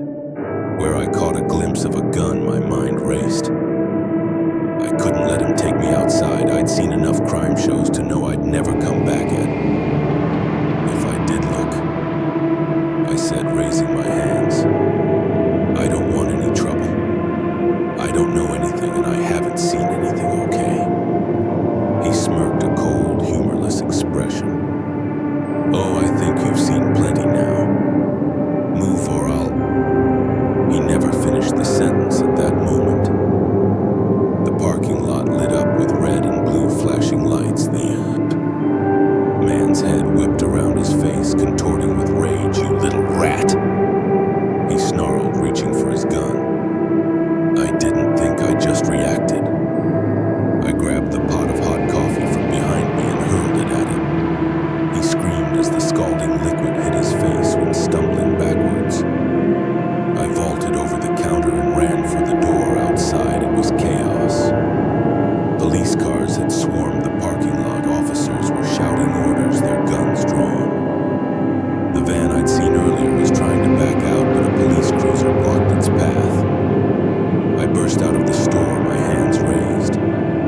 "I'm the one who called," I shouted as several officers turned their weapons towards me. One of them rushed over quickly, ushering me behind a police car. "Stay down," he ordered before running back towards the store. From my position, I could see everything. The men were being arrested, pulled from their trucks in the van, and the girls, God, there were so many of them. Some looked dazed, others were crying, a few tried to run, only to be gently but firmly stopped by female officers. It was over in minutes, but it felt like hours. When the dust settled, one of the detectives came to take my statement as I talked. I watched paramedics treating the girls, wrapping them in blankets and leading them to waiting ambulances. "You did good, son," the detective said when I'd finished. "Real good. We've been trying to crack this ring for months. Your information was the break we needed." I nodded, feeling numb. The adrenaline was wearing off, leaving me shaky and exhausted. "What's going to happen to the girls?" I asked. The detective's face softened. "They'll get help, counseling, medical treatment, whatever they need. It's going to be a long road. But they've got a chance now, thanks to you, and the days that followed the full scope of the operation came to light. It wasn't just big rigs. The ring had been operating out of truck stops across 3 states. Dozens of girls were rescued, some of whom had been missing for years." Gave more statements, testified in court. The truck stop's owner was arrested too. He'd been turning a blind eye in exchange for a cut of the profits. I was offered a reward, but I couldn't take it. Instead, I asked for it to be donated to organizations that help trafficking survivors. I don't work at big rigs anymore. Couldn't stand to be there after everything that happened, but I didn't give up on my dream of being a writer. In fact, I found my story. I'm writing about what happened, about the girls, about the dark world that exists right under our noses. Sometimes I think about that first girl, the one with the haunted eyes. I never found out what happened to her specifically, but I like to think she's out there somewhere free, maybe even happy. And on the nights when the memories keep me awake, when I see those girls' faces in my dreams, I hold on to that thought, because that's the thing about evil. It thrives in the shadows, in silence, in complacency, but it only takes one person to shine a light, to speak up. One person can make a difference. I'm not a hero. I'm just a guy who was in the right place at the right time and chose not to look away. And if my story teaches people anything, I hope it's this: pay attention. Look out for each other, and if you see something wrong, say something. You never know whose life you might save. The crumbling facade of Ravenswood Asylum loomed before me, its broken windows staring down like hollow eyes. I'd come here looking for thrills, for that perfect creepy photo to boost my urban exploration blog. Instead, I found myself trapped in a waking nightmare, hunted through decaying corridors by those who should have been long, long gone. Sometimes the dead don't rest easy, and the insane never truly leave. My name's Maya, and I've always been drawn to abandoned places. There's something hauntingly beautiful about a building left to decay, nature slowly reclaiming what man has discarded. I run a fairly popular blog, showcasing my urban exploration adventures, and when I heard about Ravenswood, I knew it would be my masterpiece. The asylum had been abandoned for decades, shut down after a series of scandals involving patient abuse and unethical experiments. Local legends spoke of hauntings, of screams echoing through the empty halls at night. I didn't believe in ghosts, but I believed in the power of a good story. I arrived just before sunset, my camera bag heavy on my shoulder. The fence surrounding the property was rusted and bent easy enough to slip through as I approached the main building. A chill ran down my spine that had nothing to do with the cool evening air. The front door hung off its hinges, creaking ominously in the breeze. I flicked on my flashlight and stepped inside. The beam cut through the gloom, revealing peeling wallpaper and debris-strewn floors. The air was thick with dust and the musty smell of decay. I moved deeper into the building, my camera clicking away every shadow. Every broken piece of furniture told a story. I imagined the lives that had been lived and lost within these walls. It was as I was setting up a shot in what must have been a patient room that I first heard it. A shuffling sound coming from the corridor outside. I froze, listening intently. It could have been the building settling, I told myself. or maybe an animal that had found its way inside. But then I heard something else, a voice, faint and distant, calling out, "Hello, is someone there? Please, I need help." My heart started racing. Had another urban explorer gotten hurt, or was this some kind of trap against my better judgment? I moved towards the sound. "Hello," I called out. "Where are you?" The voice came again, closer this time. "Here, I'm here. Please help me." I rounded a corner and my flashlight beam fell on a figure huddled against the wall. It was a young woman dressed in what looked like an old-fashioned hospital gown. She squinted in the sudden light, raising a hand to shield her eyes. "Oh, thank God," she said. "I thought no one would ever come." Something felt off her clothes, her manner of speaking. It was all wrong, but she looked so scared, so vulnerable. "Are you hurt?" I asked, taking a step closer. "How did you get here?" She stood up slowly, keeping her eyes down. "They brought me here," she said softly. "The doctors. They said they were going to make me better." A chill ran through me as the implications of her words sank in. This wasn't possible. The asylum had been closed for years unless I raised my camera, snapping a quick picture. The flash illuminated the corridor for a split second, and what I saw in that moment of clarity made my blood run cold. The woman was transparent. I could see the wall behind her through her body. I stumbled backward, my heart pounding. "What are you?" I gasped. Her head snapped up and I saw her eyes were completely black. A terrible smile spread across her face, revealing rows of sharp teeth. "We're the ones they left behind," she said, her voice suddenly deep and inhuman. "And now you're going to join us."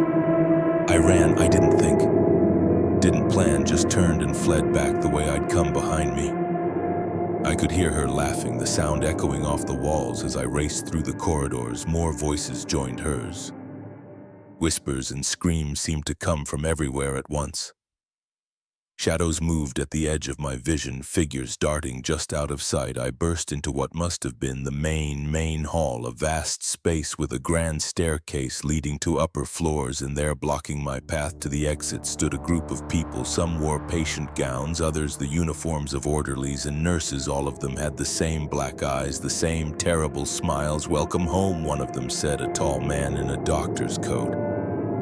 "We've been waiting for you." I backed away, my eyes darting around for another escape route. "This isn't real," I said, more to myself than to them. "You're not real." The doctor laughed, a chilling sound. "Oh, we're very real, my dear, more real than you can imagine. We've been trapped here for so long, waiting for someone like you, someone to set us free." They began to advance, their movements jerky and unnatural.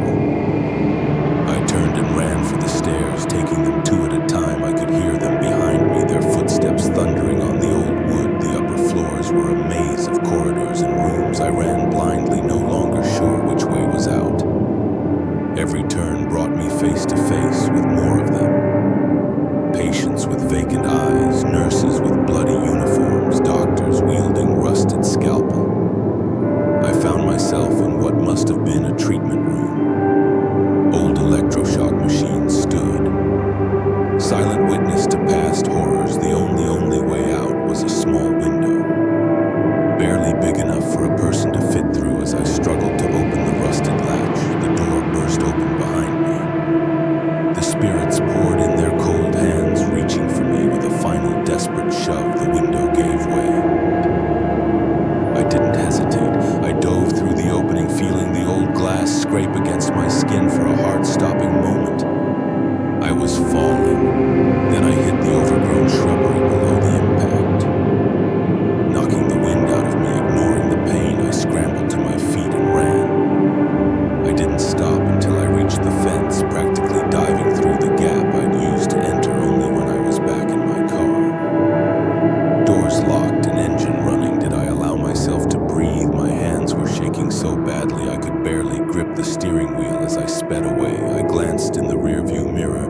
Ravenswood Asylum asylum stood silhouetted against the night sky. There, in one of the upper windows, I saw a figure watching me leave. Even from this distance, I could see its eyes gleaming in the darkness. I didn't stop driving until I was back in the city, surrounded by the comforting sounds of traffic and normal living people. It wasn't until I got home that I remembered my camera with trembling